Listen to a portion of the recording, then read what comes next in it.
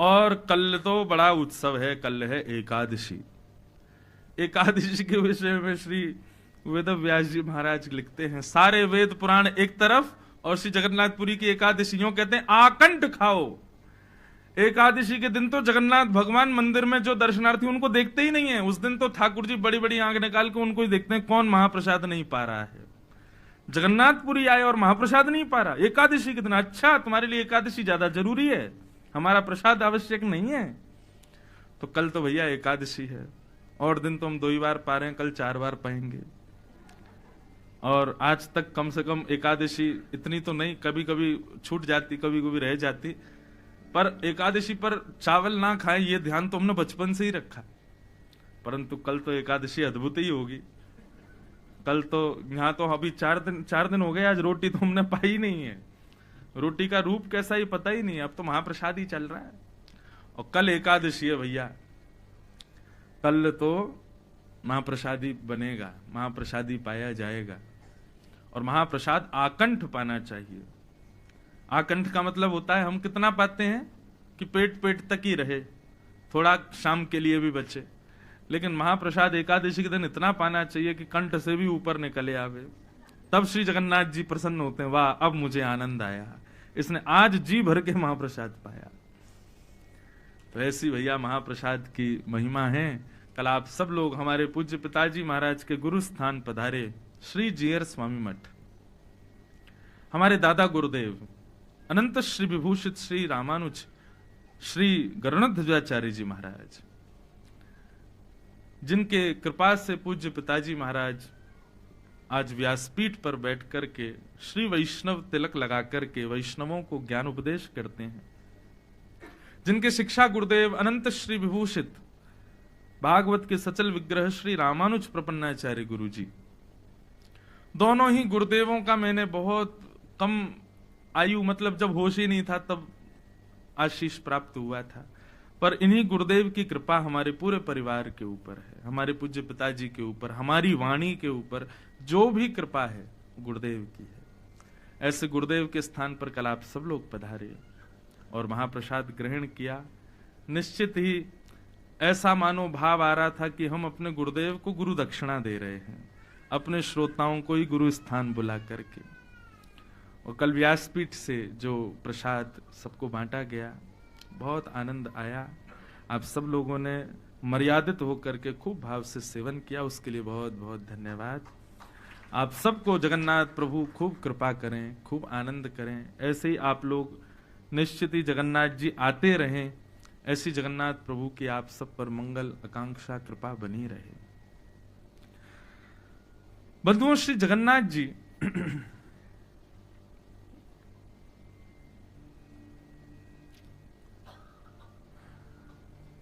जैसे बद्रीनाथ का एक विषय बताया जाता है कि बद्रीनाथ में तपस्या करने का फल क्या है? वृंदावन प्राप्ति, वृंदावन में जन्म। ऐसे ही श्री जगन्नाथ जी के विषय में भी कहा जाता है कि श्री जगन्नाथ जी में किए गए पुण्य भी। अच्छा, तो इससे एक बात सिद्ध हो जाती है कि वैकुंठ पुण्य आदि, मृत्यु के पश्चात वैकुंठ की प्राप्ति आदि, ये सब अन्य क्षेत्रों में होती है। तीर्थ क्षेत्रों में किए गए पुण्य से तो वृंदावन की प्राप्ति होती है। आप श्री बद्रीनाथ में कोई मधुर पुण्य कर रहे हैं, श्री जगन्नाथ जी में कर रहे हैं, द्वारिका में कर रहे हैं, तो निश्चित ही इन तीर्थ क्षेत्रों में किए गए पुण्य जो हैं उसका फल वृंदावन ही मिलेगा। वृंदावन स्वयं एक फल ही है। वृंदावन में जन्म लेना भी आपके पूर्व जन्म के पुण्यों का ही फल है। तो श्री जगन्नाथ जी को जब अत्यंत प्रसन्नता होती है अपने किसी वैष्णव पर, अपने किसी भक्त पर, तब श्री जगन्नाथ जी उसको वृंदावन प्राप्त कराते हैं, वृंदावन दिलाते हैं। वृंदावन का एक नव भक्तमाल करके ग्रंथ था, उसमें एक कथा पढ़ी थी। वृंदावन में एक संत हुए, उनका नाम भी श्री हरिदास। स्वामी जी नहीं थे, स्वामी श्री हरिदास जी जिन्होंने बिहारी जी को, वो अलग थे। इनका नाम भी हरिदास। बहुत ध्यान से सुनिएगा, बड़ी अद्भुत कथा है।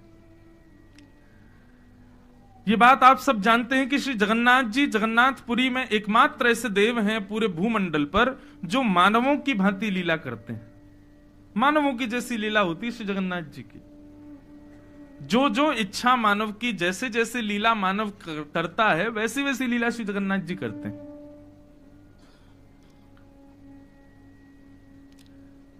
तो हरिदास नाम के एक भक्त रहते थे श्री वृंदावन में, और वृंदावन में रहकर के भजन करके केवल ठाकुर जी से यही कहते थे, हे श्याम सुंदर मुझ पर कृपा करो, हे श्याम सुंदर मेरे हो जाओ, हे श्याम सुंदर मुझे प्राप्त हो जाओ, मैं आपको प्राप्त करना चाहता हूं, बस यही मेरे जीवन का एकमात्र लक्ष्य है और मुझे कुछ नहीं चाहिए। इतने उत्कंठ भाव से रात्रि भर रुदन करते करते ठाकुर जी को पुकारते थे कि एक दिन ठाकुर जी से सहा नहीं गया। और देखो, वृंदावन में पुकार रहे थे, यमुना के तट पर वंशीवट के पास में उनकी कुटिया थी। वृंदावन में पुकार रहे थे, हे श्याम सुंदर मिल जाओ, हे ठाकुर जी मुझे प्राप्त हो जाओ, बस इसी भाव से भजन करते थे। तो एक दिन उनके ध्यान में, उनके भाव में श्री जगन्नाथ जी प्रकट हो गए, और जगन्नाथ जी प्रकट होकर के बोले, बाबा हम तुम्हारे भजन से बड़े प्रसन्न हैं। आप वृंदावन रहते हो, वृंदावन मेरा ही स्वरूप है, वृंदावन मिल जाना मतलब मेरी प्राप्ति हो जाना, वृंदावन आकर के मुझे प्राप्त करने की जरूरत नहीं है। बाबा जिसके हृदय में वृंदावन आ जाए और जो तन से वृंदावन आ जाए और वृंदावन का ही हो जाए, समझो उसको यही बात माननी चाहिए, मैं उसको मिल गया। वृंदावन आने वाले की इच्छा ये नहीं होनी चाहिए कि मुझे जगन्नाथ मिले, मुझे माधव मिले। वृंदावन आने वाले की इच्छा तो ये हो, मुझे श्री जी मिले, मुझे किशोरी जी मिले। क्यों? वृंदावन प्राप्त होना इज इक्वल टू श्याम सुंदर प्राप्त होना। वृंदावन जिसको प्राप्त है उसको तो श्री जी की कामना करनी चाहिए। बाबा आप तो श्री जी से प्रार्थना करो, वो आपको प्राप्त हो। अब तो स्वामी हरदास जी से इतने प्रसन्न हो गए श्री जगन्नाथ जी, रोज उनके ध्यान में आते और रोज बाबा से बातें करते, बाबा को रोज समझाते, ऐसे श्री जी को पुकारो, ऐसे श्री जी का ध्यान करो, ऐसे श्री जी। तो बाबा बोले, ठाकुर जी कुछ भी कहो, प्राप्त तो आप भी श्री जी को ही करना चाहते हो। तो जगन्नाथ जी भाव विभोर हो गए, बोले कि बाबा आप कभी पुरी आए हो? बोले नहीं, पुरी तो नहीं आए हम, पर आपके बारे में कथाओं में बहुत सुना है। तो बोले पुरी में जो हमारा विग्रह है वो श्री जी के प्रेम विगलित स्वरूप ही तो है। श्री किशोरी जी की याद में, ब्रजवासियों के स्नेह में, अपने ब्रजवासियों को याद करते हुए तो मेरा ये अंग जो है पूरा प्रेम विगलित हो गया किशोरी जी के प्रेम में। हरिदास बाबा बोले, तो बाबा तो ठाकुर जी आप जगन्नाथपुरी में क्यों बैठे हो, यहीं आ जाओ। तब आदि आदि चर्चाएं हुई, विरह का भाव बताया। जगन्नाथ जी बोले, विरह में ही प्रेम पुष्ट होता है, हम इसलिए जगन्नाथपुरी में रहते हैं क्योंकि वहां रहकर के ब्रजवासियों की याद ज्यादा आती है, किशोरी जी की स्मृति ज्यादा होती है, और जब स्मृति होती है ना तो प्रेम और पुष्ट होता है। मानो श्री जगन्नाथ जी जगन्नाथपुरी में अपने प्रेम को पुष्ट ही कर रहे हैं अभी भी, ब्रजवासियों को याद कर करके। हरिदास जी से बोले बाबा, हरिदास जी बोले बाबा ठाकुर जी अब एक काम करो, आप एक काम करो, अब आप वृंदावन आ जाओ। ठाकुर जी बोले, देखो हम पुरी से तो नहीं आ सकते, चतुर्थ धाम है और कलयुग के सब लोग वहीं आएंगे, वहीं उनका उद्धार कल्याण हम सब लोग करेंगे, परंतु हाँ हमारा नव कलेवर होता है, श्री जगन्नाथ जी का नव कलेवर होता है। वर्ष का कोई ऐसा नियुक्तिकरण नहीं है कितने वर्ष में होता है, दो आषाढ़ मिलते हैं, 2 आषाढ़ मास जब एक संग होते हैं तब नव कलेवर होता है। कभी 18 वर्ष में भी हो जाता है, कभी उससे भी अधिक समय भी लग जाता है। तो नव कलेवर,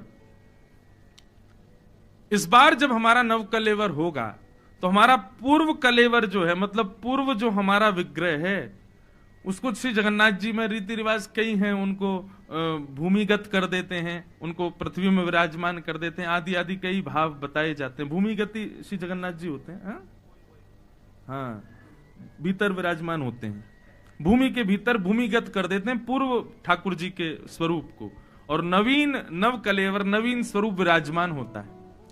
तो श्री जगन्नाथ जी बोले बाबा एक काम करो। बोले क्या? बोले अब की बार जो हमारा नवकलेवर होगा उसमें जो हमारा पूर्व कलेवर हो उसको लेके आप वृंदावन आ जाना। बाबा बोले अब तो ठीक है, अब तो यही करना है। तो महाराज निकल पड़े वृंदावन से, जगन्नाथपुरी आए। जगन्नाथपुरी जैसे ही पहुंचे, पुरी आते ही उन्होंने दर्शन किए श्री जगन्नाथ जी के। नवकलेवर कुछ ही दिनों में होने वाला था, तैयारियां चल रही थीं। दर्शन करते हुए उन्होंने पुजारी जी से कहा कि मैं वृंदावन से आया हूं। बोले अच्छा बताओ। बोले हम जगन्नाथ जी को संग ले जाने आए हैं। जैसे ही उन्होंने कहा संग ले जाने आए तो सब पुजारी पंडा सब जोर जोर से हंसने लगे। बोले संभव ही नहीं है, कैसी बात कर रहे हो आप? जगन्नाथ जी तो यहीं रहेंगे, यहां से कहीं नहीं जाएंगे। बोले अरे आप मेरी बात मान क्यों नहीं रहे हैं? जगन्नाथ जी हमारे साथ जाएंगे, उन्होंने ही मुझको आज्ञा दी है। पंडा पुजारी सब बोले कोई पागल है, ऐसी कहीं से आ गया है, इसको कुछ नहीं, बोलने दो। बहुत देर तक मंदिर में बैठे रहे, सबसे कहें बोले मैं जगन्नाथ जी को लेने आया हूं, उन्होंने मुझे आज्ञा करके भेजा है, जो भी सुने वही उनको दुत्कार दे। बेचारे शाम तक तो मंदिर में बैठे रहे। शाम को फिर जब कपाट बंद हुए, ठाकुर जी शयन कर गए। कहां जाएं? समुद्र के किनारे जाकर के बैठ गए और समुद्र के तट पर विराजमान होकर के श्री जगन्नाथ जी का स्मरण करते हुए बोलने लगे, एक तो हमको आज्ञा कर देते हो, हमको इतनी दूर यहां जगन्नाथपुरी बुलवा दिए हो, हमसे वादा करके बोले कि आप हमारे साथ में वृंदावन जाओगे, और अब हम यहां आ गए, हमारा कोई विश्वास ही नहीं कर रहा है। अब प्रमाण सब लोग मांग रहे हैं, स्वप्न को कौन प्रमाण माने? हम सबसे कहते हैं स्वप्न में ठाकुर जी आए, तो बोले स्वप्न तो भैया ऐसे ही होते हैं, कपोल कल्पना होती है, ये कोई प्रमाण थोड़े ही है। ठाकुर जी या तो आप हमारे साथ में वृंदावन चलो, नहीं तो हम बिना अन्न जल खाए यहीं समुद्र के किनारे अपने प्राण त्याग देंगे। हरिदास जी बैठे रहे। श्री जगन्नाथ जी व्याकुल हो गए। व्याकुल होकर के श्री जगन्नाथ जी ने राजा को स्वप्न दिया और स्वप्न देकर के कहा भैया इस बार इतिहास बदलेगा जगन्नाथ जी का। राजा बोले आज्ञा करें भगवान, क्या हुआ? बोले हमारा एक भक्त वृंदावन से आया है, हरिदास। बोले जी, वो समुद्र के किनारे बैठा है, सबसे पहले तो जाकर के उसको महाप्रसाद पवाओ, और दूसरी बात, इस बार जो हमारा नवकलेवर होगा उसमें पूर्व जो हमारा स्वरूप है उसको भूमिगत मत करना, उसको बढ़िया रथ में सजा करके, साज सज्जा करके, बिल या माला आदि पहना करके उनको वृंदावन भेजने की व्यवस्था करो, हम वृंदावन जाएंगे। पूरे जगन्नाथपुरी में सब लोग आश्चर्यचकित हो गए, बोले ये क्या हो रहा है? परंतु राजा को मिली आज्ञा मान करके राजा जी तुरंत महाप्रसाद लेकर के समुद्र तट पर गए, हरिदास जी को पवाया, बढ़िया सुंदर रथ बनाया। और एक बार ऐसा कभी बहुत वर्षों पूर्व जगन्नाथपुरी में हुआ था कि ठाकुर जी के नवकलेवर के बाद पूर्व विग्रह को भूमिगत ना करके उनको सजा करके बढ़िया रथ में विराजमान करके श्री धाम वृंदावन भेजा गया, और ठाकुर जी का वो स्वरूप आज तक वृंदावन में विराजमान है। वृंदावन परिक्रमा जब हम करते हैं तो वंशी वट पर नृसिंह श्री जगन्नाथ भगवान का मंदिर है, और वहां आज भी श्री जगन्नाथ जी विराज रहे हैं। बोलो जगन्नाथ महाप्रभु की। क्यों विराज रहे हैं? क्योंकि श्री जी की बहुत याद आती है। श्री किशोरी जी के स्मरण में श्री ठाकुर जी यहाँ पर विरह में विराजमान हैं। हमारे पीछे स्वरूप दिख रहा है, ये कौन है पता है आपको? ये हमारे लाल जी हैं, ये हमारे गिरधर लाल हैं। श्री गिरधर लाल जी जगन्नाथ वेश में। हमारे लाल जी को अब एक आध दिन हम बनाएंगे कोई क्रम, अब इतने लोग आ जाएंगे, हमारा कमरा छोटा सा, कहाँ उसमें दर्शन होंगे, इसलिए कोई व्यवस्था एक दिन लाल जी के सबको दर्शन हो। तो हमारे लाल जी का जगन्नाथ वेश जब धारण होता है ना, हर बार रथ यात्रा पर ठाकुर जी जगन्नाथ जी बनते हैं, कहां श्रीनाथ जी के रूप में, लेकिन इसमें देखो दोनों भुजाएं ऐसे करके, और श्री बिल्कुल जगन्नाथ। ये विग्रह, ये स्वरूप ठाकुर जी का, ये श्रृंगार तब तक नहीं हो सकता जब तक मैं गोपी गीत का गान ना करूं। ये मैंने अनुभव किया है। जब तक हमारे लाल जी को, वैसे तो देखिए पुष्टि मार्ग में जिस पद्धति से ठाकुर जी की सेवा होती है, उनको कुछ भी ऐसा मत सुनाओ जिससे उनको विरह हो। गोवर्धन वासी सांवरे तुम बिन रहो ना जाए, ये जो पद है, ये ठाकुर जी को आप हर समय नहीं सुना सकते, क्यों? क्योंकि इसको सुनते ही ठाकुर जी को विरह होता है, ठाकुर जी रोने लग जाते हैं, उनको ब्रजवासियों की याद आती है। तो इसलिए पूर्वाचार्यों ने निषेध किया, बोले भैया जब ठाकुर जी का भोग लग रहा हो, श्रृंगार हो रहा हो, शयन हो रहा हो, तो ये पद नहीं गाना है। ठाकुर जी का भोग आदि हो जाए और बीच में ठाकुर जी अवकाश में बैठे हो, तब इस पद का आप गान कर सकते हो, नहीं तो ठाकुर जी रोने लग जाएंगे। लेकिन क्षमा करें, परंतु ये जो हमारे लाल जी का जो स्वरूप है ना, ये तब तक ठाकुर जी धारण नहीं करेंगे जब तक उनको विरह नहीं होगा। या तो गोवर्धनवासी सांवरे, या फिर गोपी गीत, या फिर श्री किशोरी जी का कोई भी प्रेम भाव जिसमें ठाकुर जी किशोरी जी को याद करें, ऐसा भाव जब तक मैं नहीं गाऊंगा तब तक ठाकुर जी जगन्नाथ बनेंगे ही नहीं। ये मैंने प्रत्यक्ष अनुभव किया। इसी श्रृंगार में जो पूर्व पीछे विराजमान है, मैं ठाकुर जी को नेत्र धराऊं और जैसे ही गोद में तैयार होते हैं, जैसे ही ठाकुर जी को ऐसे देखूं सोई नेत्र गेड़ दें। ठाकुर जी को नेत्र धराऊं, जैसे सीधे करूं तो भुजा गेड़ दें। कभी कुछ करें, कभी कोई श्रृंगार गेरें। तब पता नहीं क्यों एकांत में ही बैठा था, नीचे सब व्यवस्था हमारे घर में रथ यात्रा की, सब लोग तैयारी में लगे थे, और मैं कहूं लाल जी तैयार है जाओ, नीचे सब प्रतीक्षा कर रहे हैं। तब अंदर से ही भाव आया कि श्री जगन्नाथ जी जगन्नाथ बने कैसे? जब विरह हुआ ब्रज का, जब ब्रज की याद आई, रोहिणी मैया जब सारी पटरानियों को कथा सुना रही थी, और उस कथा को सुनते हुए जब सुभद्रा, बलभद्र और श्री कृष्ण तीनों प्रेमाश्रु बहाने लगे, और स्मरण करते करते करते ब्रजवासियों की याद में तीनों की भुजाएं खड़ी हो गई कि लाओ कोई ब्रजवासियों को हृदय से लगा दो। और उस समय प्रेम की 10वीं अवस्था पार हो गई और श्री द्वारिकाधीश का विग्रह ही पिघल गया, तब जगन्नाथ प्रकट हुए। तब मन में भाव आया, मैंने कि ऐसे नहीं बनेंगे ये जगन्नाथ। तो जब ब्रजवासियों की याद आएगी तभी ठाकुर जी जगन्नाथ बनेंगे। 3 भाव सुनाए, गोवर्धनवासी सांवरे, दूसरा सुनाया गोपी गीत, परंतु इन दोनों में विरह ठाकुर जी की याद में है। ठाकुर जी को याद आए वो कैसे गवे? तब एक हमारे ब्रज का भाव है जो स्वयं ठाकुर जी किशोरी जी की याद में गाते हैं। राधे राधे करुणामयी कृष्ण प्यारी, मेरी सुधली जो श्री वृषभानु दुलारी, हे मनोहारिणी रासेश्वरी रसरूपा, हे मनोहारिणी रासेश्वरी रसरूपा, हे ब्रजवासिनी ब्रजभामिनी ब्रज की भूपा, राधे राधे करुणामयी कृष्ण प्यारी, मेरी सुधली जो श्री वृषभानु। और ये भाव बस 2 पंक्ति सुनाई और मानो थोड़ी देर के लिए हृदय बड़ा शुभित हो गया, बड़ा द्रवित हो गया। और जैसे ही ठाकुर जी का श्रृंगार करके मैंने पुनः ऐसे उठाए तो ठाकुर जी जगन्नाथ बन के हमारे गिरधर लाल भये जगन्नाथ।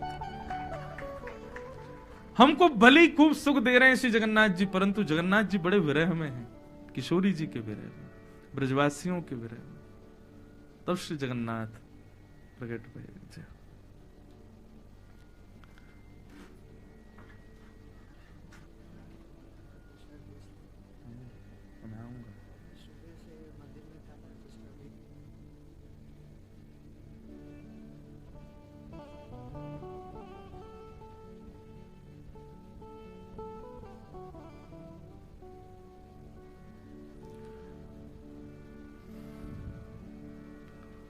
प्रेम विगलित स्वरूप है श्री जगन्नाथ जी का। ऐसे श्री जगन्नाथ जी को बंधुओं मन में भाव आया कि जब हम सन्मुख जाएं, दर्शन करने जाएं, तो ऐसा कुछ कहें, ऐसा कुछ सुनावें जिससे ठाकुर जी का विरह जो है वो थोड़ा कम हो। ब्रजवासियों की याद में संलग्न हैं, तो ब्रज के कोई भाव से, हम तो ब्रज भाषा में जाके बोले, मंदिर में यहाँ किसी को हिंदी समझ में नहीं आती, हम ब्रजभाषा बोलते हैं। मैं लाला आनंद है रो भैया, बहुत जोर से बैठो है कितनो महाप्रसाद पावे। तो ब्रजभाषा बोलते होंगे तो ठाकुर जी श्री जगन्नाथ जी को बड़ा सुख मिलता होगा। देखो मेरा कोई प्रेमी आया, मेरा कोई ब्रजवासी आया। तो ऐसी कोई भाव जिससे लाल जी को सुख मिले, जगन्नाथपुरी में आकर के वही प्रसाद के रूप में अर्पित करो जिससे उनको सुख लगे।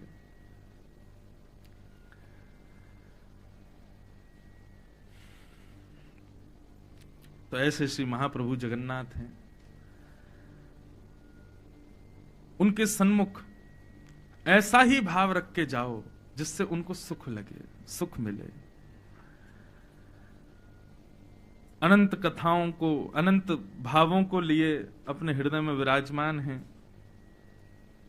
सब भावों के सहित आइए आज के चतुर्थ दिवस में। मुझे पहले तो लगा कि 7 दिन की कथा है, तो मैंने कल घोषणा कर दी आज कृष्ण जन्म है, पर ये 8 दिन की कथा है। तो कृष्ण जन्म कल होगा, तो जो पीले पीले पहने आए हो कल फिर पहने आना है। तो कई माताएं बहनें पीला पीला पहन के आ गई, बोले कि आज कृष्ण जन्म होगा, पर अब कल होगा, तो कल दोबारा तैयार हो आना। और कल जगन्नाथ जी का भी मंगल उत्सव करेंगे। कैसे श्री जगन्नाथ जी प्रकट हुए जगन्नाथपुरी में, वो कथा भी कल ही सुनाएंगे। ठाकुर जी के प्रादुर्भाव और जगन्नाथ जी का प्रादुर्भाव, दोनों कथा कल एक साथ कहेंगे।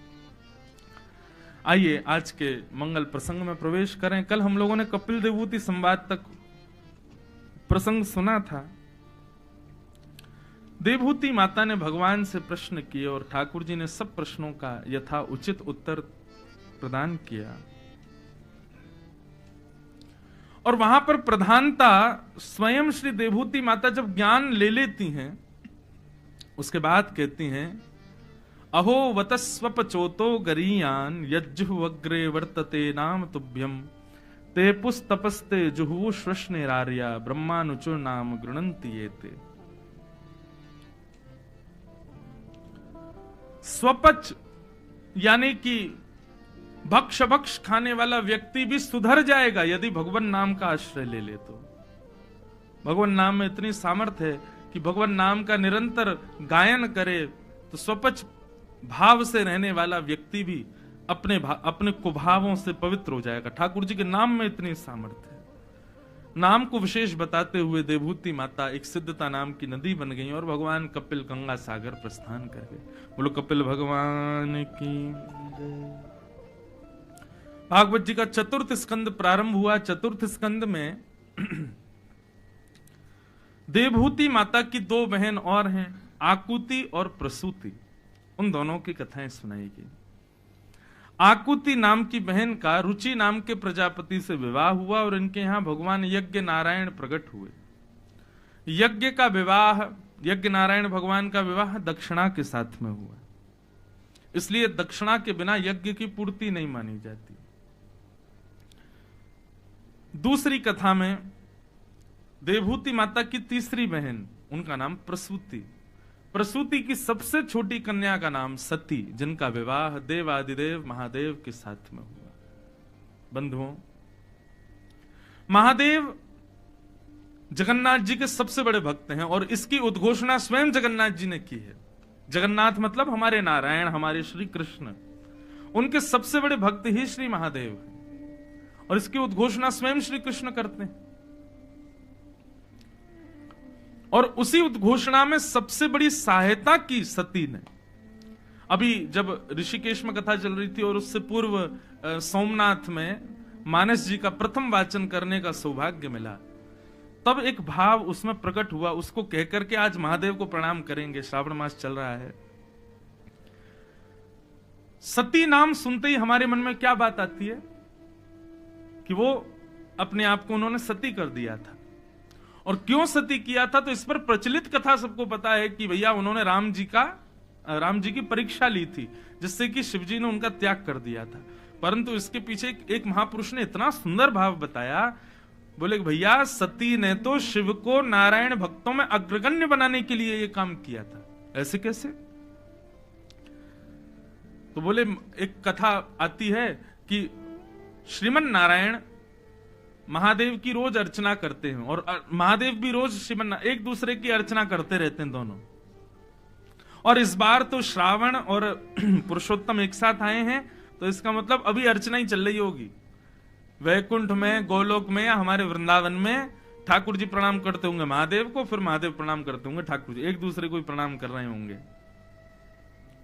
श्रावण और पुरुषोत्तम दोनों आए हैं ना एक साथ। तो कथा कुछ ऐसे है कि महादेव की उपासना में श्रीमन नारायण रोज सहस्त्र कमल अर्पित करते हैं, 1000 कमल।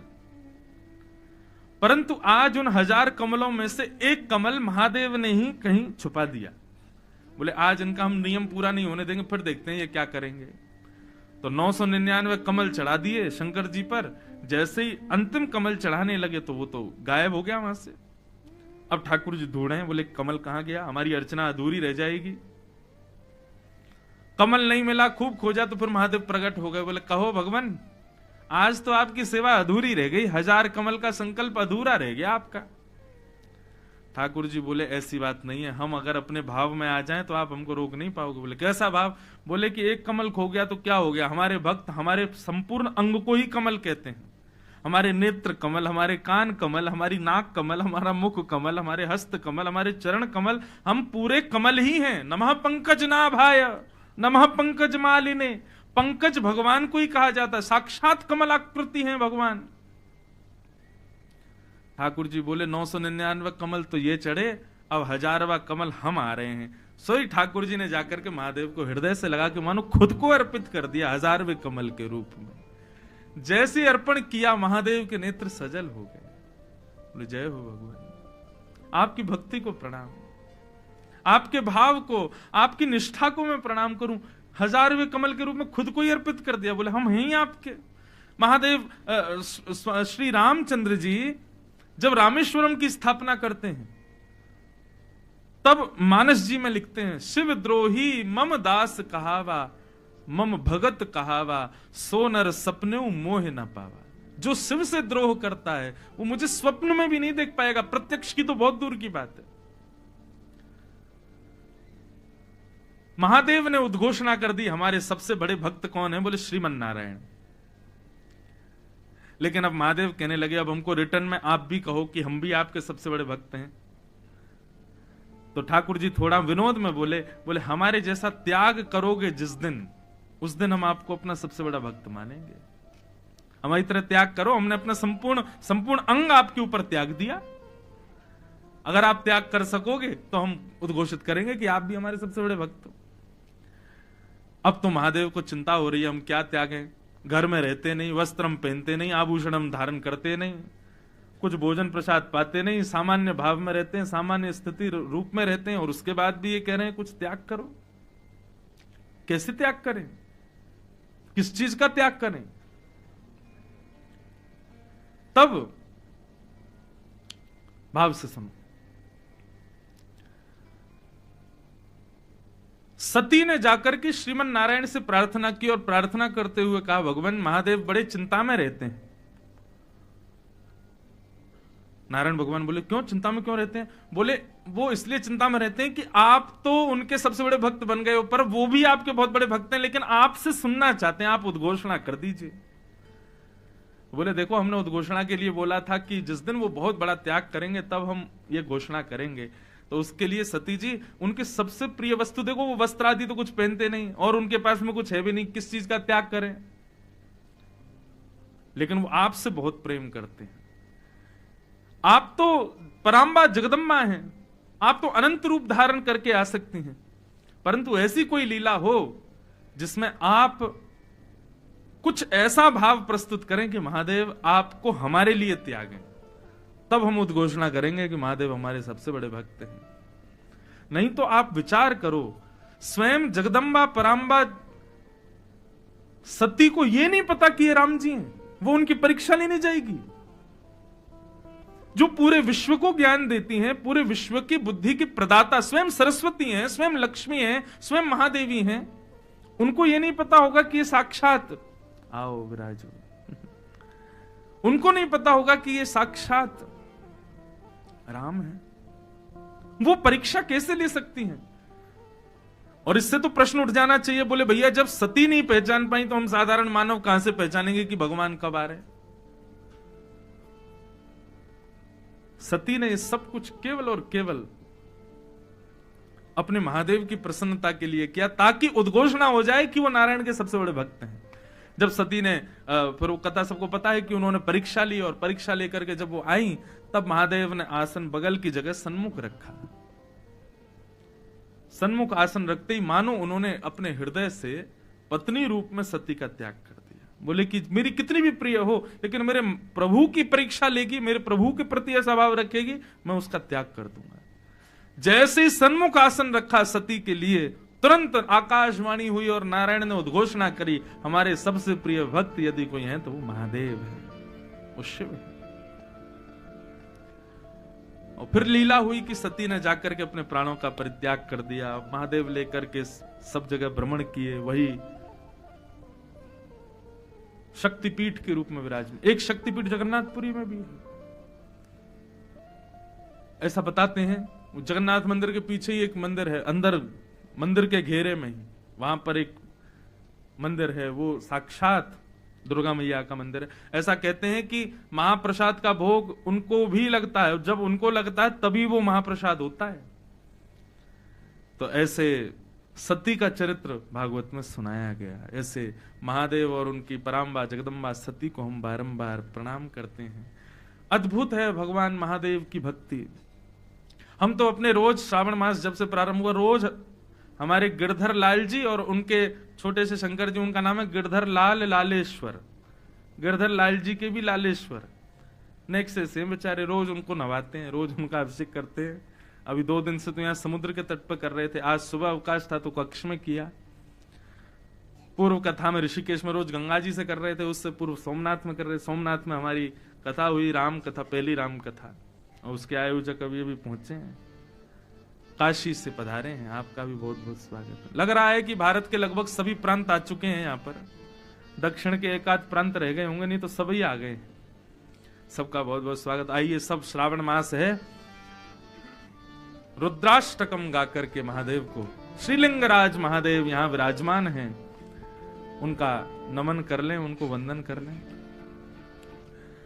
नमामि शमीशान निर्वाण रूपम, नमामि शमीशान। महादेव को याद किए और महादेव के यहां से ही आ गए। नमामि शमीशान निर्वाण रूपम, नमामि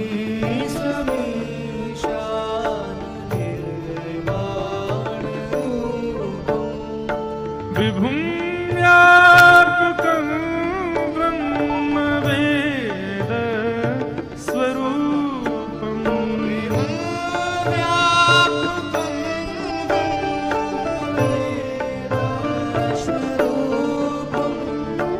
नमामि शमीशान निर्वाण रूपं,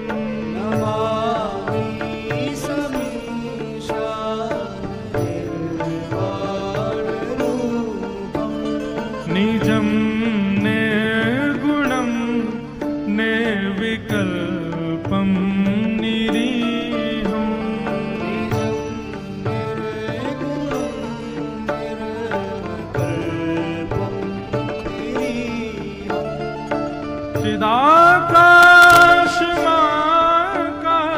चिदाकाशमाकाशवासं भजेऽहं,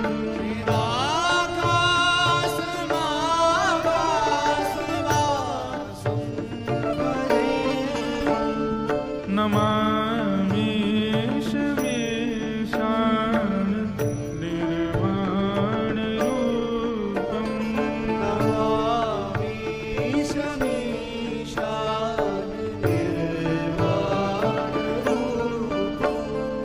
निराकारमोङ्कार मूलं तुरीयं, गिरा ज्ञानगोतीतमीशं,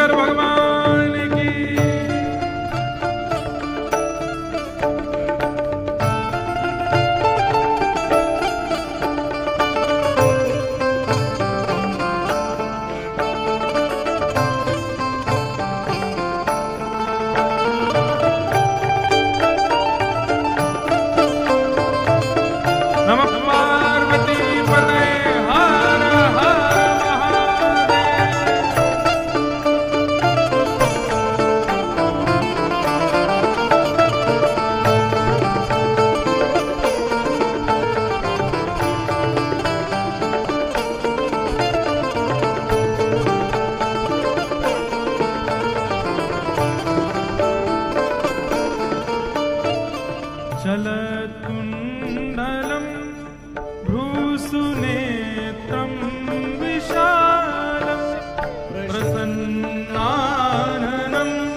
नीलकण्ठं दयालुं मृगाधीशचर्माम्बरं मुण्डमालं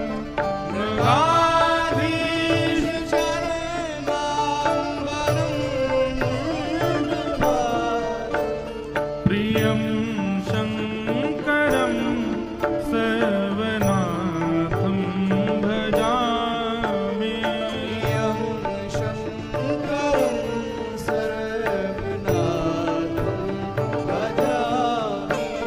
प्रचण्डं प्रकर्षं प्रगल्भं परेशम् अखण्डम् अजं भानुकोटि प्रकाशं त्रयशूलनिर्मूलनं शूलपाणि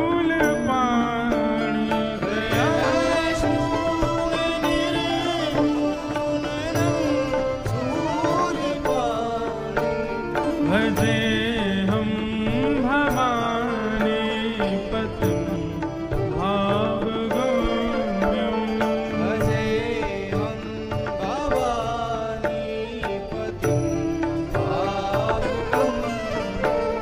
नमामि शमीशान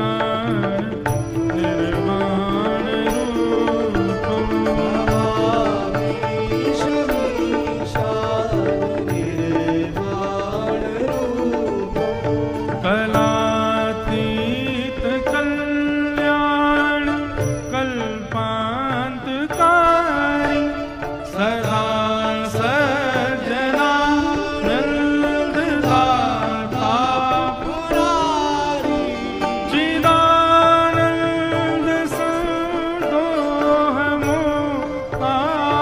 संदोहमोहापहारी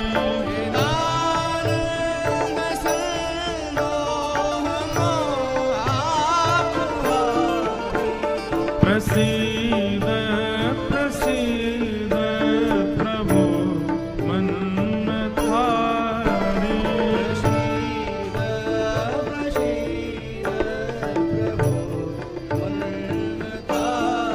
हे नायावधुमानाथ पादारविन्दं भजन्ति लोके परे न तावत् सुखं शान्ति संतापनाशं न तावत् सुखं शान्ति संतापनाशं प्रसीद प्रभो सर्वभूताधिवासं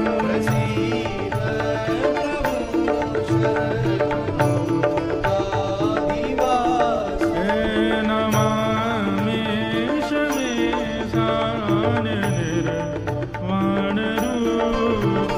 नमामि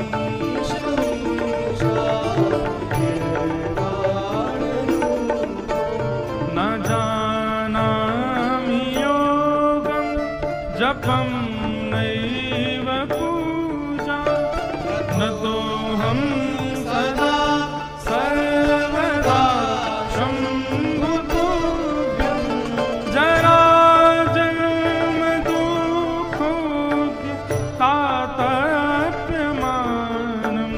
जराजन्म दुःखोऽद्य प्रभो पाहि यापं नमामि शं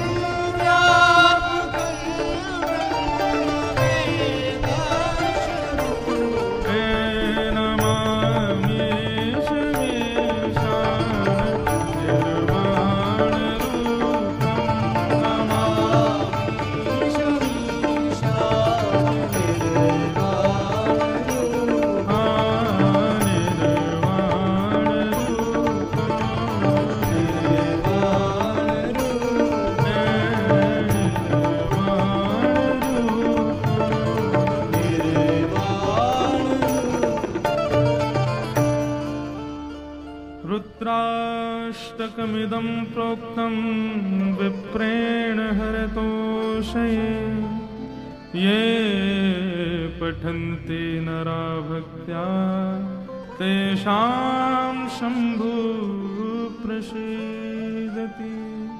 नमः पार्वती पतये हर हर महादेव। ऐसे महादेव और सती का सूक्ष्म प्रवचन भाव से सुखदेव जी ने परीक्षित को सुनाया और सती चरित्र बहुत सूक्ष्म में सुना करके अब आगे उत्तानपाद राजा की कथा सुनाते हैं। एक राजा हुए जिनका नाम था उत्तानपाद। ये देवहूति माता के ही भाई हैं। ये एक ही कुल की कथा चल रही है।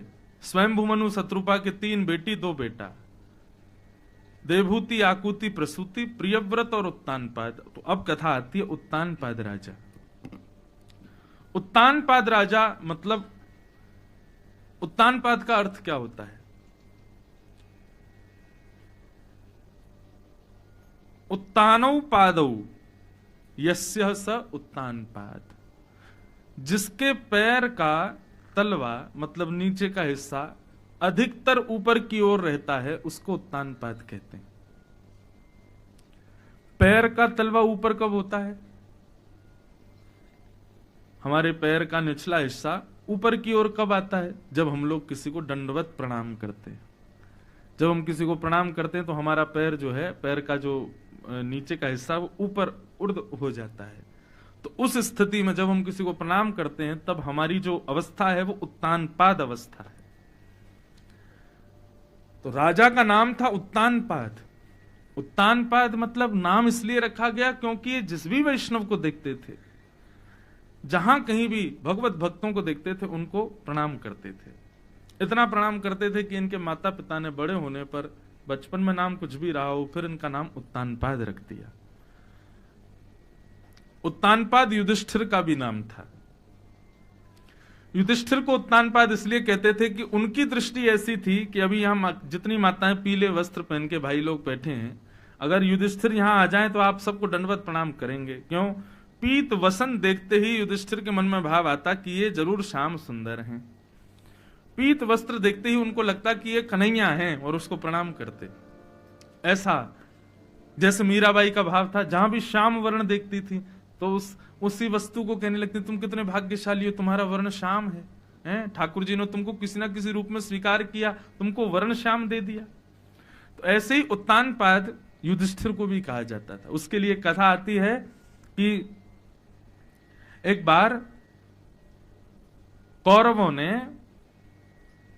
युधिष्ठिर का मजाक बनाने के लिए गधे को पीले वस्त्र पहना करके खड़ा कर दिया और युधिष्ठिर वहीं से घूमते हुए जा रहे थे।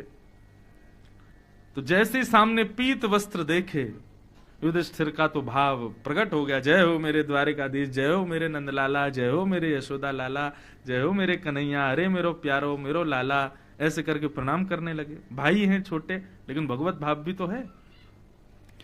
बार बार प्रणाम करने लगे। अब जैसे ही दंडवत प्रणाम करें, उठे फिर प्रणाम करें, तो कौरव आ गए। सब आगे बोले, देखो कौरवों ने सबने मजाक बनाया कि देखो युधिष्ठिर गधे को प्रणाम कर रहा है, एक गधे को नमन कर रहा है। युधिष्ठिर बोले, भैया तुम्हारी दृष्टि में गधा होगा, लेकिन मेरी दृष्टि में तो ये पीत वसन उर्धारे श्याम सुंदर है। पीत वस्त्र मेरे कन्हैया को बड़ा प्रिय है। तो पीत वस्त्र कोई पहन रहा है, इसका मतलब ठाकुर जी की इच्छा से पहन रहा है, और हो सकता है ठाकुर जी पहन रहे हो। मेरे लिए तो ये नाथ ही है, मेरो लाला है, मेरो कन्हैया है। दुर्योधन बोला, अरे ये गधा है और इसको पीला वस्त्र मैंने ही पहनाया है। बोले, भैया बहुत भली तेने गधा को पहनाया, लेकिन अब ये कन्हैया ही है, मुझको ये विश्वास है। दुर्योधन बोले, अभी हम वस्त्र हटा के दिखाएं, इसके अंदर गधा है। युधिष्ठिर बोले, कोई भी हो, लेकिन मेरा विश्वास के कि या के अंदर मेरो श्याम सुंदर ही है। अब जैसे ही महाराज दुर्योधन गए और जाकर के वस्त्र हटाया, तो वहां था तो गधा ही, लेकिन युधिष्ठिर के विश्वास को प्रबल करने के लिए भगवान द्वारिकाधीश प्रकट हो गए और प्रकट होकर के युधिष्ठिर के भाव की रक्षा की। तो युधिष्ठिर को भी उत्तानपाद कहते थे। कब? जब वो पीत वस्त्र देखते थे। तो ऐसे उत्तानपाद राजा की यहां कथा सुनाई गई। उत्तानपाद राजा की 2 पत्नियां हैं। आकुति, 2 पत्नियां हैं, सुरुचि और सुनीति। बहुत ध्यान से सुनिएगा। सुनीति और सुरुचि 2 पत्नियां हैं उत्तानपाद राजा की।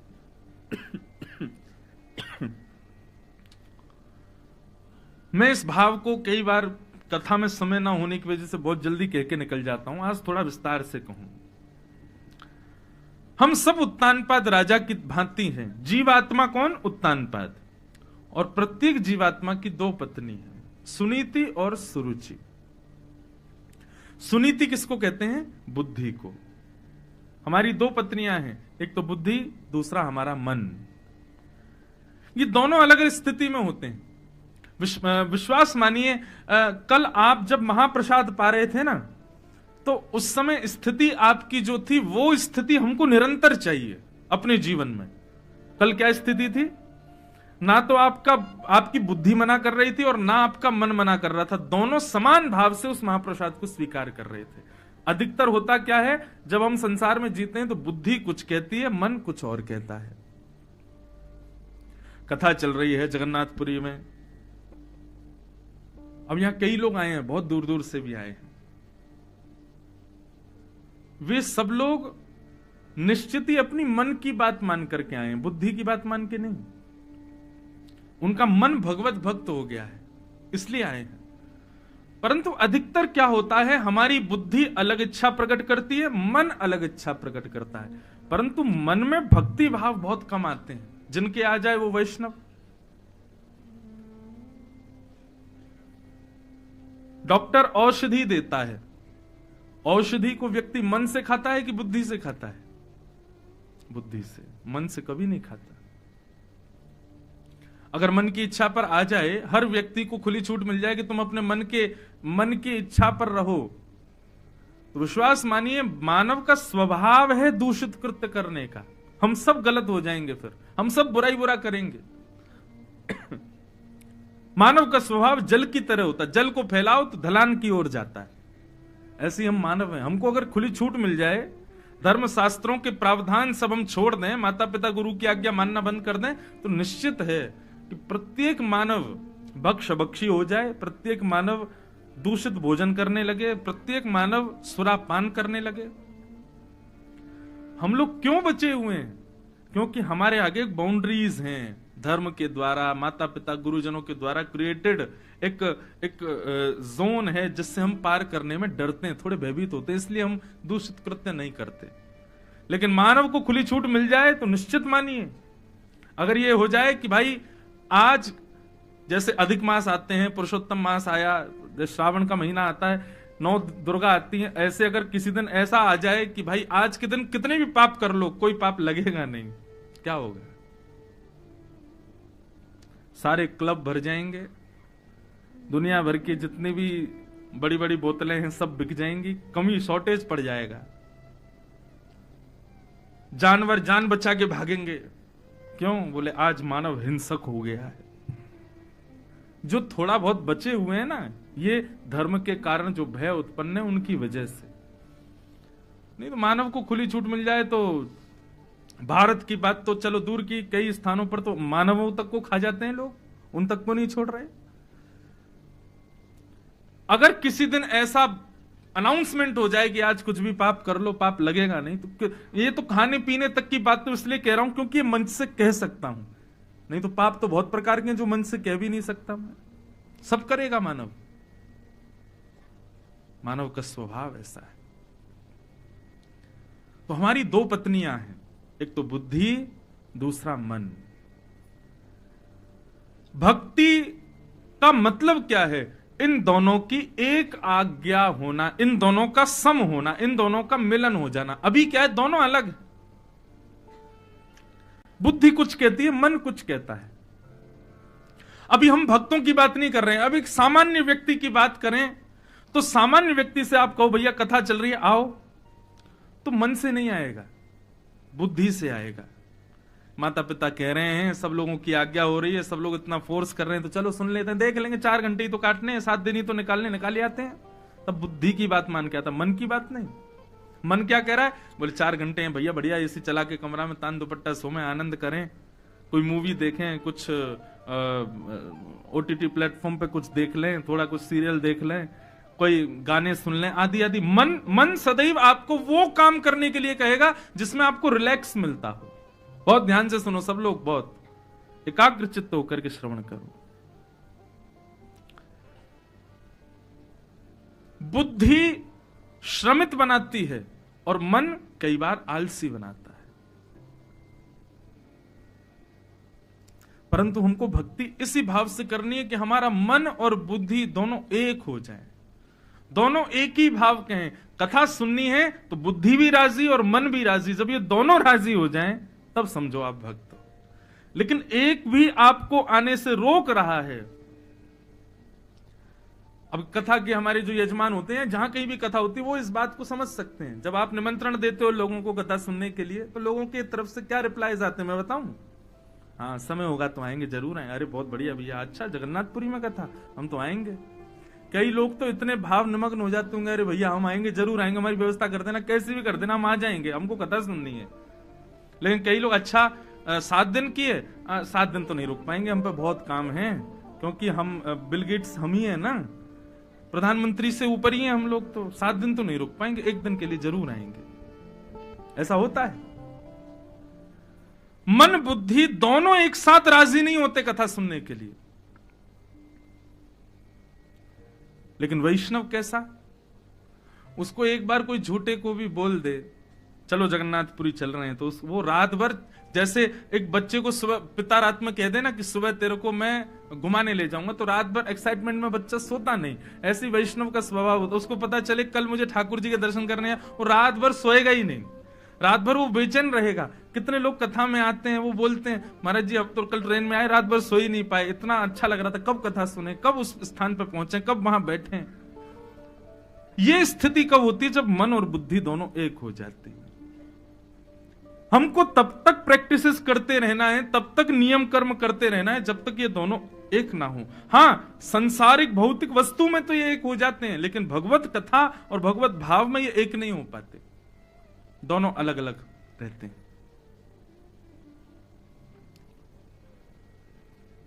और यही हुआ।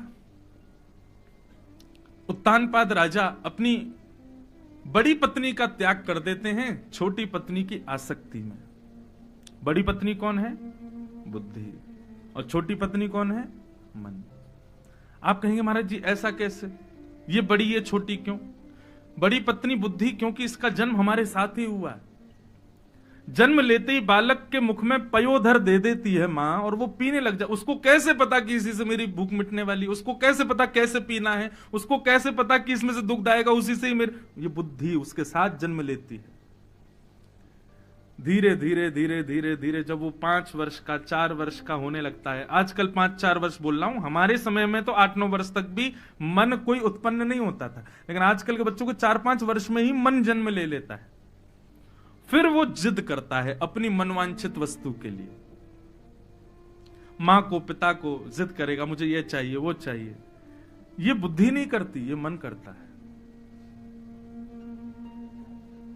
जब बुद्धि से जीता है ना व्यक्ति तो दूध पीता है, लेकिन जब मन से जीता है तब कैंपा कोला पिएगा और कोल्ड ड्रिंक्स पिएगा, और भी ड्रिंक्स हैं वो पिएगा।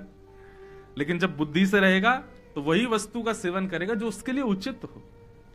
ऐसे ही संसार में लोग कथा आस्वादन करने का मन कब बनाते हैं? बुद्धि तो कहती है कथा सुनो, लेकिन मन कई बार नहीं कहता। मन कहता है कुछ और कर लेते हैं, थोड़ा घुमाते हैं, बाहर बैठ जाते हैं, कुछ ये कर लें वो कर लें। लेकिन भक्ति का स्वरूप ही यही है कि दोनों एक हो जाएं, दोनों से एक ही भाव प्रकट हो। हम मोटे हो जाते हैं, शरीर बढ़ जाता है, डॉक्टर कहते हैं घूमा करो, कोलेस्ट्रॉल बढ़ रहा है आपका, धीरे धीरे कई सारी बीमारियां आ जाएंगी। सुबह सुबह जल्दी उठ करके घूमो। सुबह जल्दी उठ करके घूमने का मन कभी नहीं करेगा कि आप घूमो, बुद्धि ही कहेगी घूमो। लेकिन व्यक्ति ना तो बुद्धि की मान के घूमने जाएगा ना मन की। जब दोनों एक हो जाएंगे तभी घूमने जाएगा, तभी एक्सरसाइज करेगा, तभी जिम करेगा। हर प्रकार से, चाहे वो बौद्धिक भाव रखो, चाहे मानसिक भाव, चाहे शारीरिक भाव रखो, उसमें आपका कल्याण तभी होगा जब मन और बुद्धि दोनों एक होंगे। अगर ये दोनों विलग रहेंगे, किसी भी क्षेत्र में हो, आपका पतन निश्चित है। तो उत्तानपाद राजा की 2 पत्नियां थी, सुनीति और सुरुचि, पर छोटी पत्नी की तरफ आकर्षण होने की वजह से उत्तानपाद राजा ने बड़ी पत्नी का त्याग कर दिया। और हम भी यही करते हैं। हमको दिख जाता है कि मन जो है ये कंफर्ट जोन देता है, इसलिए हम बुद्धि की सुनना बंद कर देते हैं। बुद्धि पर कहती रहती है, कहते कहते कुछ समय बाद बुद्धि कहना ही बंद कर देती है। फिर तो मन की चलती है। मन कह रहा है ये खाओ, मन कह रहा है वो पियो, मन कह रहा है यहां जाओ, मन कह रहा है ऐसे सो जाओ, मन कह रहा है ये पहनो, मन कह रहा है ये। फिर तो मन ही मन राज करता है। और माफ कीजिएगा, जिसका मन राजा बन गया उसका पतन निश्चित है, सर्वनाश हो जाएगा उसके जीवन का। और ये बात मैं नहीं कह रहा हूं, महाभारत में प्रसंग आता है कि एक बार धृतराष्ट्र से पूछा गया, धृतराष्ट्र क्या तुमको लगता है कि तुम जो कर रहे हो पांडवों के साथ ये उचित है? सही सही बताना, अपने हृदय से बताना। पांडु थे राजा, और पांडु राजा ने जाते समय तुमको कहा था कि जब तक मेरे पुत्र योग्य ना हो जाए तब तक राज्य गद्दी तुम देखना, जब योग्य हो जाए तो उनको राज्य गद्दी पर बैठा देना। परंतु आपने क्या किया? आपने अपने पुत्रों को राज्य गद्दी देने के लिए युद्ध छिड़वा दिया, पांडवों को लाक्षा भवन में जलाने का प्रयास किया, पांडवों को 14 वर्ष का वनवास दे दिया। आप सही बताना धृतराष्ट्र, क्या ये ठीक था? तब धृतराष्ट्र एक बात कहते हैं महाभारत में बहुत सुंदर। धृतराष्ट्र कहता है, जानामि धर्मं न च मे प्रवृत्ति, जानाम्य धर्मं न च मे निवृत्ति। धृतराष्ट्र कहता है, मैं जानता हूं कि धर्म क्या है, लेकिन पता नहीं क्यों मेरी उसमें प्रवृत्ति नहीं होती। और मैं जानता हूं मैं जो कर रहा हूं ये अधर्म है, लेकिन मेरा पता नहीं मैं क्यों इससे छूटे ही नहीं पा रहा, मैं इससे निवृत्ति नहीं हो पा रहा। इसका मतलब क्या है? हम सब जानते हैं कि क्या सही है और क्या गलत है, लेकिन फिर भी जानबूझ के हम गलती करते हैं, फिर भी जानबूझ के हम गलत का साथ करते हैं, फिर भी हम जानबूझ करके वो क्रिया करते हैं जिससे अपराध बने, जिससे पाप लगे, जिससे बुरा हो। सब जानते हैं हम, फिर भी करते हैं। परंतु भैया इस अपराधों से बचना है, इन सब से बचना है तो मन बुद्धि दोनों एक हों, और वो होंगे आध्यात्म से। मन की ज्यादा मत मानो। हमारे पूज्य पिताजी गाते, देखना इंद्रियों के न घोड़े भगे, उनमें हरदम जो संयम के कोड़े पड़े, अपने रथ को सुमार्ग लगाते चलो, कृष्ण गोविंद गोपाल गाते चलो। सुख में फूलो मति, दुख में भूलो मति, प्राण जाए मगर नाम भूलो मति, काम की वासना को मिटाते चलो, कृष्ण गोविंद गोपाल गाते चलो। निरंतर भगवत नाम को मुख पर धारण करिए, धीरे धीरे अपने आप दोनों इंद्रियां एक हो जाएंगी, मन और बुद्धि दोनों समान। उत्तानपाद राजा ने बड़ी पत्नी का त्याग कर दिया। बड़ी पत्नी से पुत्र उत्पन्न हुए थे, उनका नाम था ध्रुव, और छोटी पत्नी के बेटे का नाम उत्तम। बुद्धि से जो उत्पन्न होता है उसको ध्रुव कहते हैं। ध्रुव मतलब अकाट्य सत्य। और मन से जो उत्पन्न होता है उसको उत्तम कहते हैं। अब मैंने ये पटका पहना, ये पटका मैंने बुद्धि से नहीं मन से पहना है। मन को ये प्रिय लगता है, लेकिन आप में से कई लोगों को ये अच्छा नहीं लग रहा होगा, क्योंकि मन से उत्पन्न होने वाली वस्तु उत्तम होती है, और उत्तम सबके लिए अच्छी नहीं होती। लेकिन मैं व्यासपीठ पर बैठ करके कथा कर रहा हूं, यहां मन और बुद्धि दोनों एक हैं, इसलिए ये ध्रुव है, सबको भाएगी, सबको प्रिय लगेगी। सब्जी आप कुछ भी बनाओ, हो सकता है किसी को अच्छी लगे, किसी को अच्छी ना लगे, लेकिन महाप्रसाद है वो सबको ही अच्छा लगेगा। क्यों? क्योंकि वहां मन बुद्धि दोनों एक हो जाते हैं। यही हमको करना है, मन और बुद्धि एक रस हो जाएं, एक राग गावें, तभी जीवन सार्थक है, तभी हमारी भक्ति सार्थक, तभी कथा सुनना सार्थक।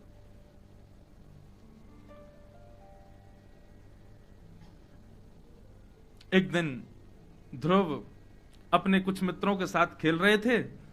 मित्रों ने पूछ लिया, ध्रुव तुम्हारी मां को तो हम सब जानते हैं, तुम्हारे पिता कौन हैं? ध्रुव बोले, ये पिता कौन होते हैं?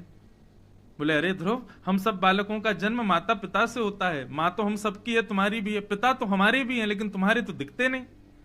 ध्रुव बोला, मैं आज माँ से पूछूंगा। और ध्रुव जी अपनी माँ से जाकर के आज पहली बार पूछते हैं, माँ मेरे पिता कौन है? पिता शब्द सुनते ही माता सुनीति शांत हो गई। तुझे किसने सिखाया? पिता के बारे में तुझे किसने बताया? तब बताया कि मेरे सखा मुझसे पूछते हैं मां। तब आज सुनीति ने अपने पुत्र ध्रुव को एक राजमहल दिखाया और कहा, इसमें जो राजा बैठे हैं वही तुम्हारे पिता हैं।